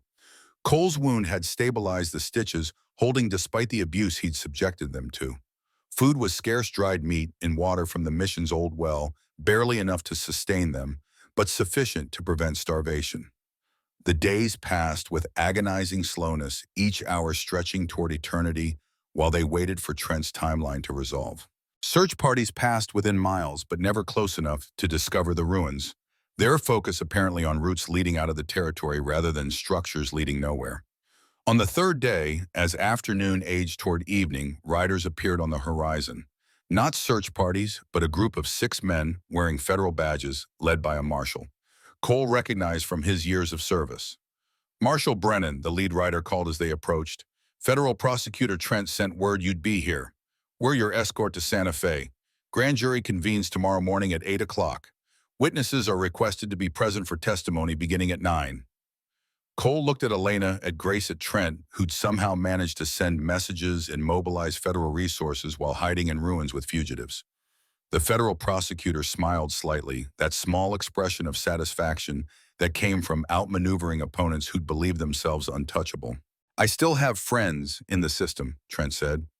"People who remember what it means to serve justice rather than power. Called in every favor I'd accumulated over 20 years of prosecuting cases nobody else wanted. This is the result: 6 federal marshals who'll ensure we reach Santa Fe alive, who'll stand between us and Crane's people, who'll testify if needed that evidence was obtained through legitimate channels, despite the circumstances." They rode towards Santa Fe with an escort that seemed both insufficient and miraculous, 6 armed men against an empire built on corruption and violence. But those 6 men represented something Crane couldn't purchase: federal authority that superseded territorial jurisdiction power, that answered to Washington rather than local interests. The city appeared on the horizon as sunset, as buildings catching the last light transforming into something almost beautiful if you didn't know what darkness they contained. Tomorrow would bring confrontation that had been building for 5 years, testimony that would finally give voice to 47 families destroyed in service of railroad expansion. Justice hadn't abandoned them. It had simply been waiting for someone to force its hand. And now, finally, that forcing had begun. The federal courthouse stood at the plaza's north end, its limestone facade suggesting permanence in a territory where most structures acknowledge their temporary nature through wood and adobe construction. Cole climbed the steps with Elena beside him, federal marshals flanking them, Grace and Trent following close behind. Citizens gathered to watch their faces carrying the mixture of curiosity and hostility that accompanied trials involving powerful men whose guilt threatened to implicate the systems ordinary people relied upon for order. Inside the courtroom smelled of furniture polish and nervous sweat, wooden pews packed with spectators who'd arrived before dawn to secure seating for testimony. Everyone knew would either change everything or change nothing, depending on which forces prevailed. Judge William Blackwood presided a federal appointment who'd earned reputation for ruthlessness, tempered by adherence to law, rather than preference, the kind of jurist who might actually deliver justice if evidence was strong enough and pressure insufficient to corrupt his integrity. Vincent Crane sat at the defense table surrounded by 4 attorneys whose collective fees probably exceeded the annual budget of most territorial offices. He wore a tailored suit that cost more than Cole earned in 6 months, his silver hair perfectly groomed, his expression carrying the bored patience of someone confident that money and influence would ultimately protect him from consequences lesser men faced for identical crimes. Behind Crane sat Sheriff Marcus Thorne, present not as co-defendant but as witness for the defense, his face carefully neutral, his hands folded on the table before him. Cole met Thorne's eyes across the courtroom, saw something flicker there, guilt or defiance or perhaps just exhaustion with pretending the blood oath he'd broken hadn't stained everything he'd become since. The grand jury had returned indictments on 43 counts: conspiracy to commit murder, obstruction of justice, fraud, bribery of public officials, and a litany of other charges that Trent had compiled from the documentation Cole and Elena had retrieved. Each count carried potential sentences that collectively would ensure Crane died in prison if convicted, which meant Crane's defense would be aggressive, comprehensive, and willing to destroy anyone who testified against him. Judge Blackwood called the court to order, his gavel striking with finality that silenced the murmuring crowd. The United States versus Vincent Crane and associated co-conspirators. Prosecution may present its case. Trent stood moving to address the jury with the measured confidence of someone who'd spent 3 sleepless nights organizing evidence into narrative that couldn't be dismissed as coincidence or fabrication. The 12 jurors, men selected from across the territory, their backgrounds varied, but united by federal service that theoretically insulated them from local corruption, watched with expressions ranging from skepticism to engagement. Gentlemen of the jury, Trent began, his voice carrying to every corner of the packed courtroom. Over the next 3 days, you will hear testimony and examine evidence documenting a conspiracy spanning 5 years and resulting in at least 47 murders. You will see correspondence written in the defendant's own hand authorizing what he termed final measures against families who refused to sell property his railroad required. You will hear from witnesses who participated in or observed crimes committed under orders that traced directly to Vincent Crane. And you will be asked to determine whether a man's wealth and position exempt him from laws that bind every other citizen, or whether justice applies equally, regardless of bank account and political connection.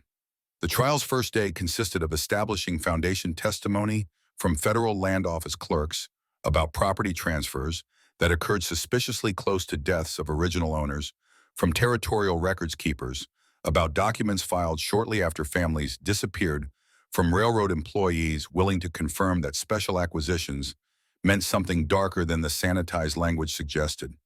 Each witness added a brick to the wall Trent was building, not any single testimony sufficient alone, but collectively creating structure that became harder to dismiss as the day progressed. Cole testified on the second day, taking the stand with the awareness that his credibility would be attacked and his motives questioned. Crane's lead attorney, a man named Harrison, who'd earned his reputation destroying witnesses in cases everyone knew his clients should lose, approached with the predatory confidence of someone who'd identified vulnerabilities and prepared exploitation. Marshal Brennan, Harrison began his tone carrying false courtesy that barely concealed contempt. You've spent 5 years investigating my client based on suspicions you admit lacked evidence sufficient for prosecution. Would you characterize yourself as objective investigator or obsessed vendetta seeker? I'd characterize myself as someone whose family was murdered and who refused to accept unavoidable tragedy as explanation when evidence suggested otherwise. Evidence you couldn't present to any court or federal authority because it didn't meet standards of proof. Evidence that mysteriously appeared only after you broke into my client's office and stole documents whose authenticity cannot be verified. The documents bear your client's signature on correspondence authorizing murders. Either he wrote those letters or someone forged his handwriting perfectly across hundreds of pages. I'll let the jury decide which seems more probable. Harrison smiled, that particular expression attorneys adopt when they believe they've cornered prey. Let's discuss your current legal status, Marshal. You are wanted for prison break, obstruction of justice, assault on peace officers, theft of government property. You face charges that could result in decades of imprisonment. Isn't it convenient that you've suddenly produced evidence against my client just as you need leverage for plea negotiations? The evidence isn't sudden. It's been sitting in your client's filing cabinets for 5 years, documenting crimes he committed and assumed nobody would ever examine closely enough to understand their scope. Or it's fabricated by a desperate man facing his own prosecution, willing to destroy innocent businessman to save himself. Trent objected, arguing that speculation about fabrication was improper without evidence supporting the claim. Judge Blackwood sustained, instructing Harrison to confine himself to questions rather than accusations disguised as questions. But the damage was done, the seed planted in jurors' minds that Cole might have manufactured evidence out of desperation. Elena testified after Cole her account of her family's murder, and Thorne's betrayal delivered with controlled emotion that made every word hit harder than shouting would have. Harrison tried similar tactics, questioning her motives, suggesting she'd conspired with Cole to frame Crane, but Elena's responses carried the ring of truth that couldn't be dismissed through clever legal maneuvering. My father kept a ledger documenting every interaction with the railroad, every threat disguised as offer, every escalation that preceded our family's death. That ledger wasn't fabricated by me or Marshal Brennan. It was written in my father's hand, with entries dated across 2 years hidden in a tree where I placed it the night before my arrest. You can question my motives all you want, but you can't explain away handwriting analysis confirming those entries were written by Daniel Cross, or dates that correspond to events documented in newspaper accounts, or details that match railroad internal communications your client thought remained private. Grace's testimony focused on telegraph transcripts on messages she'd transmitted or received that used coded language to authorize crimes. Harrison attacked her credibility as well, suggesting that she'd violated communications privacy laws and couldn't be trusted as reliable witness given her admitted theft of company records. But Trent had anticipated every attack, had prepared responses, and supporting documentation, had built his case with the thoroughness of someone who understood that trying Vincent Crane meant facing the best legal defense money could purchase, and only airtight evidence would survive the assault. The prosecution rested on the third day's morning, having presented 40 witnesses and 300 pages of documentation. Crane's defense consisted largely of character witnesses, business associates who testified to his philanthropy, his contributions to territorial development, his reputation as honest businessman who'd built an empire through legal means. Thorne testified as well, claiming under oath that he'd never received payments from Crane except legitimate fees for property protection services, that any deaths occurring near railroad acquisitions were tragic coincidences investigated thoroughly and found to lack criminal elements.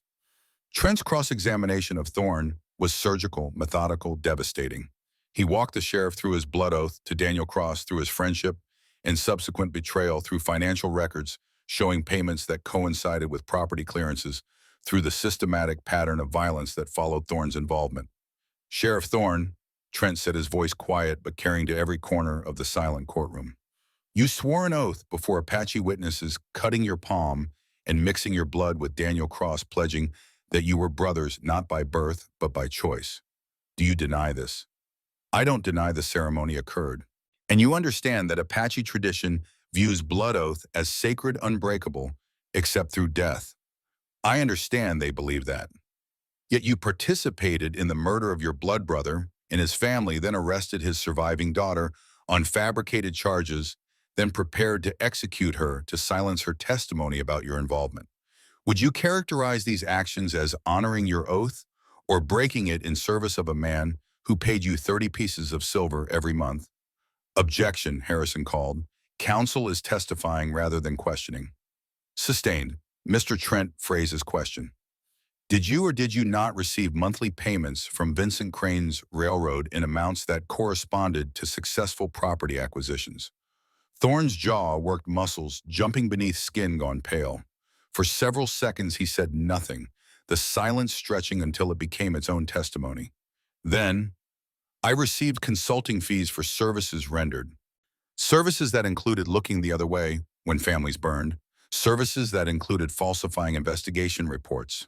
Services that included preparing to hang an innocent woman and 6 others who witnessed crimes you'd participated in. I did my duty as I understood it. Your duty. To whom? The citizens of your territory, or the man who purchased your betrayal of every oath you'd ever sworn. Objection. Withdrawn.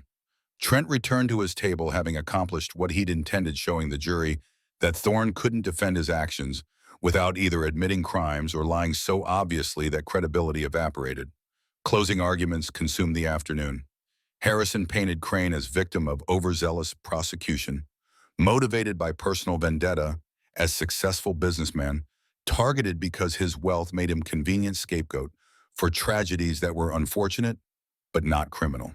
He argued that the evidence was circumstantial at best, fabricated at worst, that written correspondence could be interpreted in ways that didn't imply criminal intent, that the prosecution's star witnesses were themselves criminals whose testimony couldn't be trusted. Trent's closing was simpler, more direct. He held up the file containing Crane's handwritten orders, read specific passages aloud. Authorize final measures. Ensure documentation reflects unavoidable tragedy. Prioritize completion over method. And ask the jury to consider whether these phrases meant anything other than what they obviously meant. Vincent Crane built an empire on the bones of 47 families, Trent concluded. He didn't personally light the fires or pull the triggers. He didn't need to. He simply expressed desires to subordinates who understood that fulfilling those desires earned advancement, while questioning them earned termination or worse. That's how power operates, through layers of deniability that let men like Crane claim innocence while bodies accumulate according to their wishes. But we have broken through those layers. We have documentation in Crane's own handwriting. We have witnesses who participated or observed. We have a pattern so clear that denying it requires believing in coincidences that strain credulity past breaking. Your verdict will answer a simple question.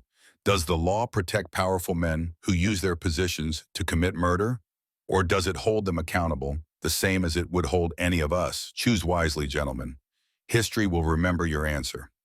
Judge Blackwood gave jury instructions that consumed an hour, explaining standards of proof and definitions of conspiracy and how they should evaluate evidence and testimony. Then the 12 men filed out to deliberate, and the waiting began. Cole sat in the courtroom while jurors deliberated, unable to leave despite exhaustion that had settled into his bones. Elena remained beside him, Grace on his other side, the 3 of them silent witnesses to a process that would either validate everything they'd suffered or confirm that power ultimately triumphed regardless of evidence. Hours passed. 4, 6, 8. Night fell and the courthouse remained lit. The jury still deliberating, the crowd thinning but never disappearing entirely. Somewhere in that jury room, 12 men argued about facts and law and whether Vincent Crane's guilt was proven beyond reasonable doubt, and every minute they spent arguing felt like fresh torture to people who'd gambled everything on this moment. At midnight, word came that the jury had reached verdict. The courtroom filled again, spectators returning from wherever they'd waited, taking seats with the hushed expectancy that preceded moments of historical significance. Crane returned to his table looking composed, his attorneys flanking him with expressions that suggested confidence or perhaps merely the professional mask they maintained, regardless of internal assessment. The jury filed back in their faces, revealing nothing that practiced neutrality people adopt when they know their words will disappoint someone, regardless of content. The foreman stood, a shopkeeper from Albuquerque named Morrison, whose reputation for fairness had made him acceptable to both prosecution and defense during selection. "Mr. Foreman," Judge Blackwood said, "has the jury reached verdict? We have your honor. On the charge of conspiracy to commit murder, how do you find—" Morrison's hand trembled slightly as he held the paper containing their decision. He glanced at Crane, at Trent, at Cole sitting in the gallery, then back to the judge. "We find the defendant guilty." The courtroom erupted gasps and shouts, and the particular chaos that accompanied verdicts that changed fundamental assumptions about how power operated. Judge Blackwood's gavel struck repeatedly, demanding order, threatening to clear the room if silence didn't return. Gradually, the noise subsided, though the tension remained electric and dangerous. "On the remaining 42 counts, guilty on all counts, Your Honor." Cole felt something break open in his chest, not quite relief, because relief seemed inadequate for this moment, but acknowledgement that 5 years of pursuing justice had finally resulted in justice pursuing back. Beside him, Elena wept silently, tears cutting clean lines through dust and exhaustion. Grace gripped both their hands, her own tears falling without shame.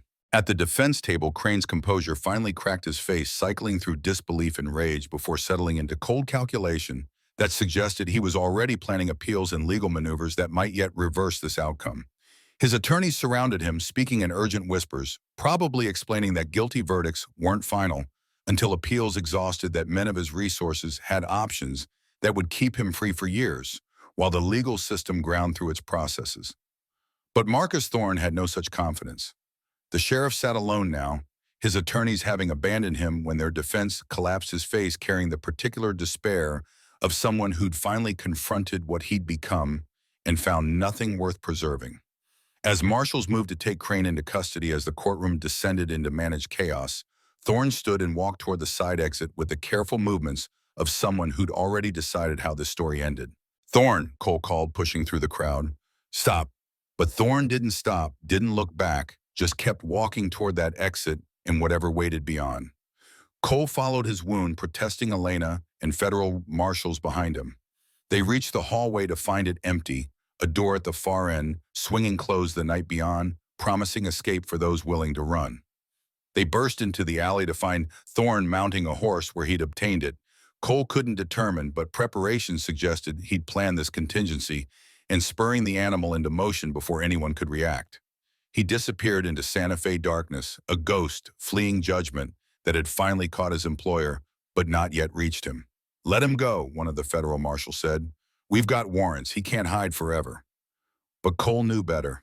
Thorne wasn't hiding. He was running toward the only resolution left for a man who'd broken every oath and betrayed every loyalty, whatever final reckoning waited beyond the margins of civilization, where laws reached diminished and personal accountability became the only justice available. Crane was convicted. The systemic conspiracy was exposed. 47 families would finally see acknowledgement that their deaths weren't accidents, but murders authorized by a man whose wealth had seemed to exempt him from consequences. But Sheriff Marcus Thorne remained free, and as long as he lived, the blood oath he'd broken would remain unavenged, the personal betrayal unpunished by any court. Justice was incomplete. The trial had delivered its verdict, but the true reckoning still waited in whatever darkness Thorne was riding toward. And Cole knew, with the certainty that comes from understanding how these stories end, that he would follow. The trail led south through terrain that shifted from high desert to mountains, whose peaks still carried snow despite summer heat. Cole tracked Thorne with the skills he'd accumulated across 27 years of chasing men who believed distance equaled safety, reading signs in disturbed earth and broken branches, and the particular patterns horses left when pushed hard by riders fleeing rather than traveling. Elena rode beside him, silent and focused, her face carrying determination that went beyond simple pursuit. This wasn't about law anymore, wasn't about federal prosecution or territorial justice. This was personal blood oath, broken family, murdered sacred bonds, violated in service of a man who'd just been convicted, but whose instrument remained free.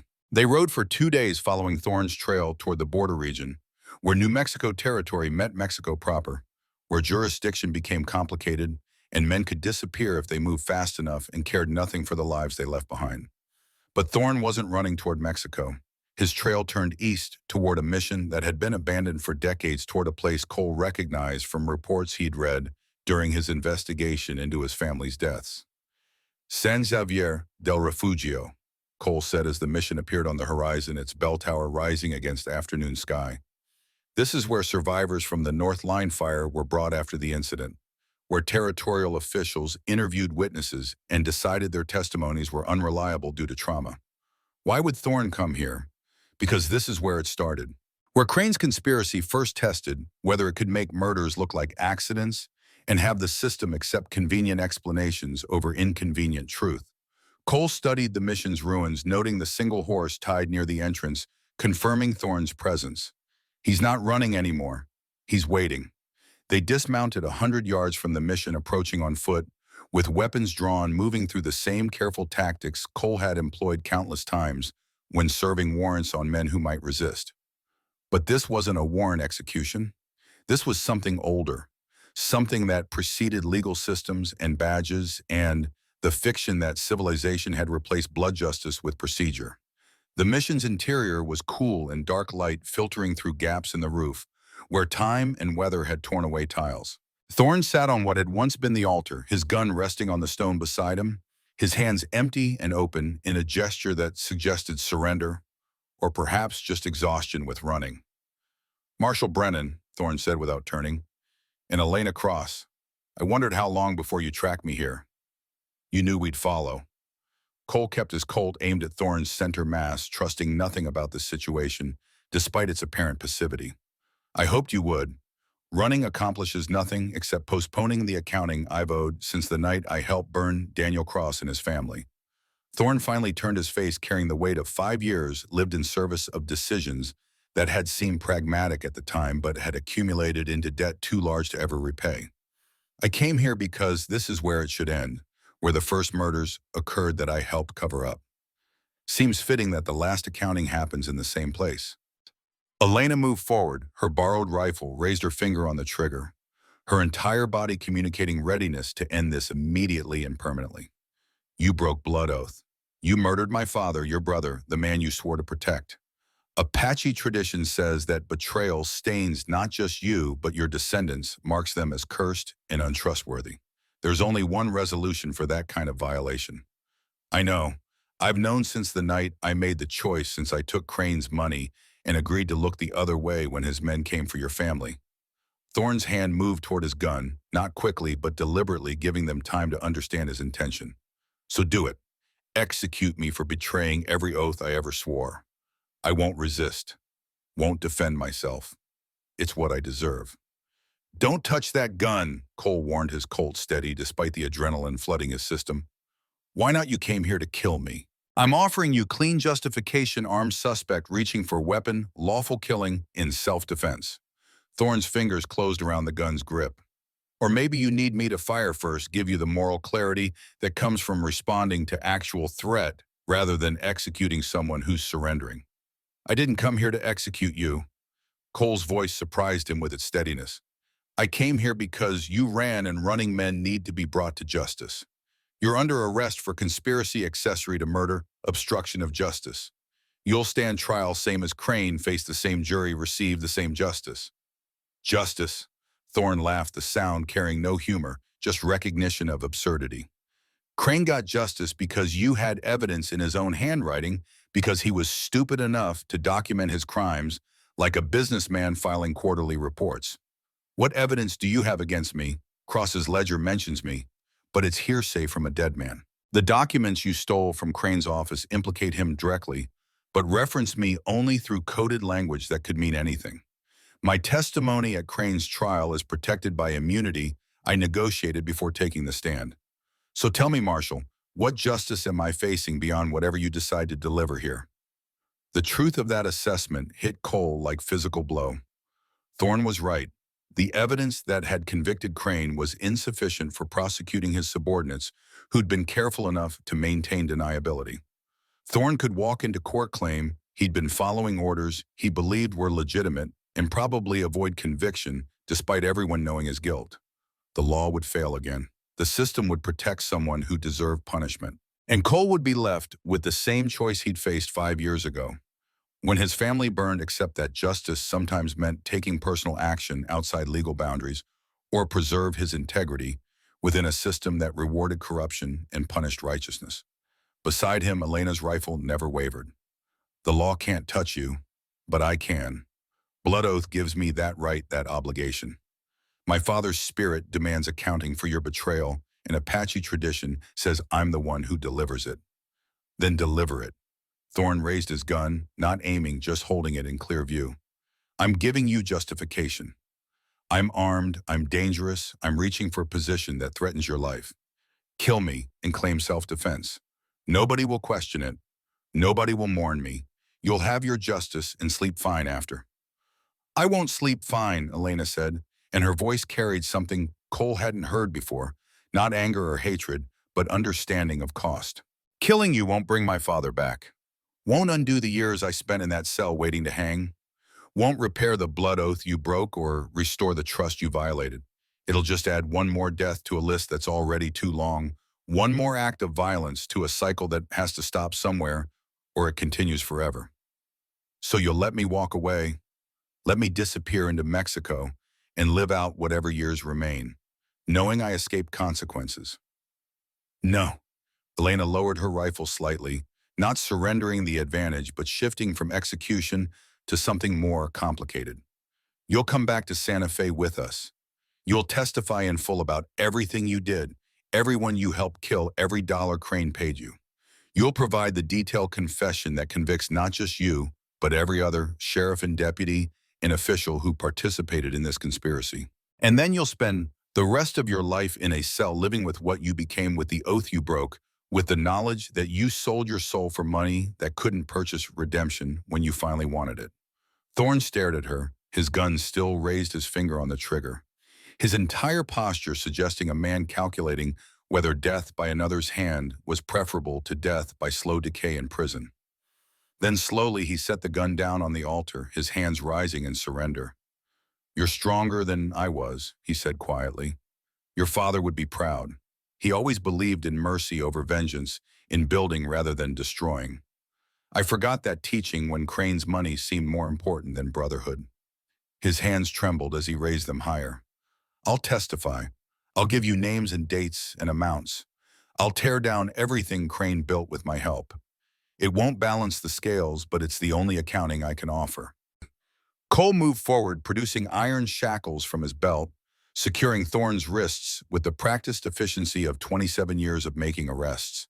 As the cuffs closed, Thorne's shoulders sagged, the fight draining out of him, leaving behind only the hollow shell of someone who had finally confronted the cost of his choices. Why did you do it? Elena asked as they prepared to leave. Why betray the oath? The money alone doesn't explain breaking sacred bonds. Thorne was silent for a long moment, his eyes fixed on the mission's damaged altar where they'd found him. Fear, he said finally. Fear that I was getting old, that my skills were diminishing, that I'd end up dying poor and forgotten, like every other lawman who served faithfully and received nothing but a worn-out badge and a grave nobody visited. Crane offered security, offered the promise that loyalty would be rewarded, that I could retire with enough money to matter. I told myself I was being pragmatic, that survival required compromise, that your father would understand if I explained the necessities. His voice broke. But I was lying to myself. I wasn't being pragmatic. I was being a coward. And cowardice doesn't excuse betrayal, no matter how I rationalize it. They rode back towards Santa Fe with their prisoner, 3 people carrying different forms of justice: Cole, his badge, and belief that systems could work if you pushed hard enough. Elena, her rifle, and understanding that mercy required more strength than vengeance. Thorne, his confession, and knowledge that accountability had finally caught what he'd tried to outrun. The trial that followed consumed 3 weeks. Thorne testified with the thorough detail of someone who'd kept mental records, knowing this day would eventually come. He named 17 sheriffs and deputies who'd taken Crane's money. He detailed 43 specific murders he'd either participated in or covered up. He provided bank records showing payment patterns that correlated with property clearances. He destroyed what remained of Crane's network so completely that by the time he finished, indictments had been issued for over 30 territorial officials. The jury deliberated for 6 hours before returning guilty verdicts on all counts. Judge Blackwood sentenced Thorne to 30 years in federal prison, eligible for parole after 20 if he maintained cooperation with ongoing investigations. It was justice, if not the blood, justice Apache tradition demanded, if not the immediate execution Elena could have delivered at the mission. But it was justice that broke the cycle that said healing could begin when people chose law over vengeance, when mercy became strength rather than weakness.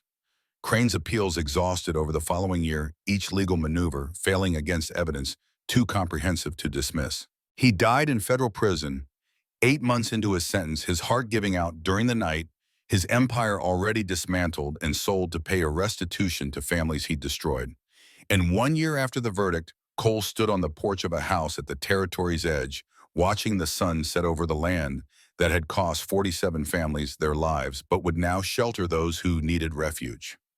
The sign above the door read Brennan and Crossway Station, in letters Elena had painted with careful attention to getting the spacing right. They'd built the place together over 6 months, converting an abandoned ranch into something that served multiple purposes. Boarding house for travelers, sanctuary for families fleeing violence workshop, where Cole taught basic law to people who'd never trusted officers but might trust someone who'd fought the system and forced it to deliver justice. Elena emerged from the house carrying 2 cups of coffee, handing one to Cole before settling into the chair beside him. Her rope burn scar had faded to a pale line around her throat, a reminder of the hanging she'd survived that had started this entire cascade. "How many this week?" Cole asked, accepting the coffee with a nod of thanks. 4 families, 2 fleeing domestic situations. 1 widow whose husband died in a mine collapse the company's calling his fault. 1 Apache family forced off reservation land by officials who decided treaties were negotiable. She sipped her coffee, watching the sunset paint the sky in shades that reminded them both of fire and blood, and the cost of fighting when fighting seemed futile. "We're running low on supplies. I'll need to ride into Santa Fe tomorrow for provisions." "I'll go with you." Grace mentioned she'd found some records we might want to examine, documents from Crane's estate liquidation that reference other properties acquired through questionable means. Might be families out there who deserve restitution and don't know they're entitled to it. "You never stop, do you? Never accept that we did enough, that saving ourselves was sufficient?" "Can't stop. Anna and Rose are still dead. Your family's still dead. 47 families still destroyed. The men who ordered those deaths are in prison or dead themselves, but the damage remains. Building this place, helping people who the system failed, it doesn't undo what happened. But it means something. Means their deaths led to something beyond our personal grief." Elena reached across the space between their chairs, taking his hand. "Your wife would be proud. Your daughter, too. You didn't just seek justice for them. You created something that prevents other families from suffering the same fate. We created it. This place exists because you chose mercy over vengeance at that mission. Because you understood that killing Thorne would have just continued the cycle instead of breaking it." They sat in comfortable silence as night settled around them, the kind of quiet that came from shared experience, too deep for words.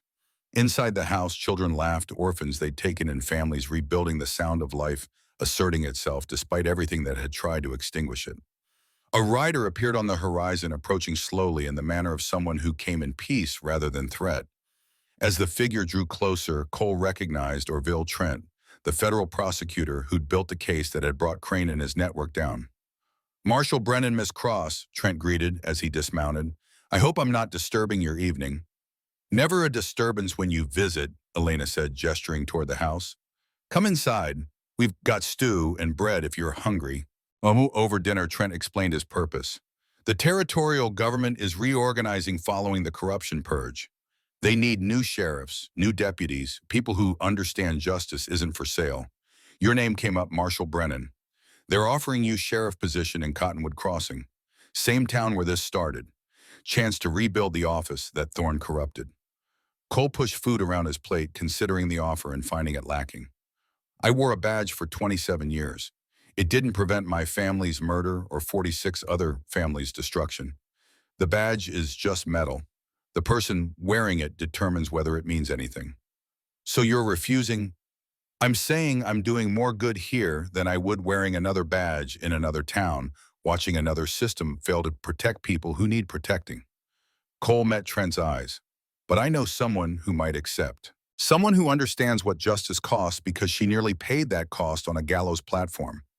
Someone who earned respect by surviving what should have killed her and choosing mercy when vengeance would have been easier. He looked at Elena, who'd stopped eating, her expressions suggesting she understood what he was proposing and wasn't certain whether to laugh or object. They'd never accept a woman sheriff, she said. They would if that woman had testimony that convicted the most powerful man in the territory. They would if she'd survived attempted execution and exposure of conspiracy that reached every level of territorial government. They would if I personally recommended her and Prosecutor Trent supported the nomination. Cole smiled slightly. Besides, the law doesn't say sheriffs have to be men, just says they have to be qualified. You're more qualified than most lawmen I've worked with. Elena looked at Trent, who nodded slowly. It's irregular, but Marshal Brennan is right. The statutes don't specify gender requirements.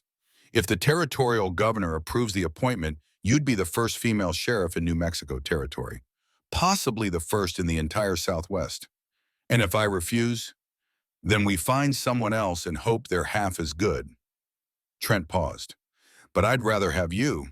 The territory needs officials who can't be bought, who've proven they'll stand for justice even when standing costs everything. That describes you better than anyone else I can name. The offer hung in the air between them, heavy with possibility and obligation.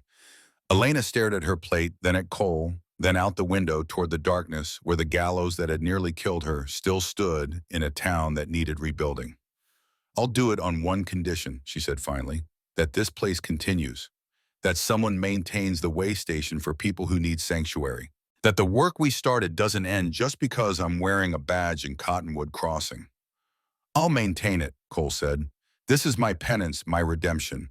Anna and Rose's legacy built from the ashes of their deaths.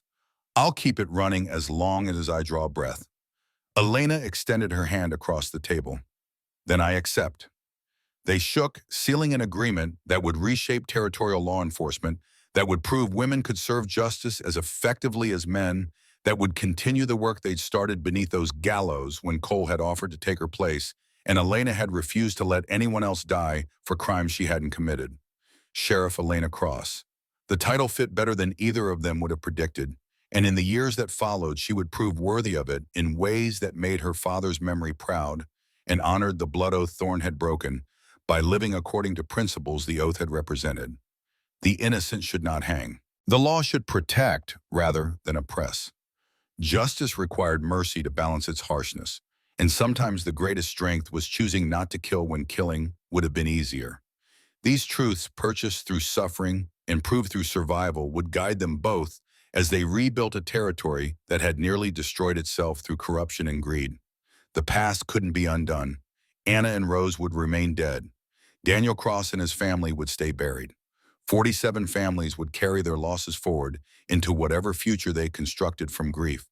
But the future could be different, could be built on foundations that honored the dead by protecting the living, could prove that justice, though delayed and difficult and purchased at terrible cost, remained possible if people were willing to fight for it even when fighting seemed futile. The sun had fully set now, stars emerging in the darkness, indifferent as always to human drama. But Cole found comfort in their indifference, in the reminder that the universe didn't care about his pain or his redemption, which meant both were his to define and achieve through actions rather than hoping for cosmic intervention. He had fought. He had survived. He had forced justice's hand when justice seemed content to look away. And now he would build, would shelter, would create from tragedies something that prevented future tragedies. It wasn't enough. Would never be enough. But it was something, and something was all any person could reasonably accomplish in the time allocated to them. Cole Brennan, former U.S. Marshal, current keeper of refugees, and builder of sanctuary, sat on his porch and watched the darkness and found it less frightening than it used to be because he'd walked through that darkness and emerged carrying light. The work wasn't finished, would never be finished, but it was started, and started was better than surrendered. And that would have to be enough.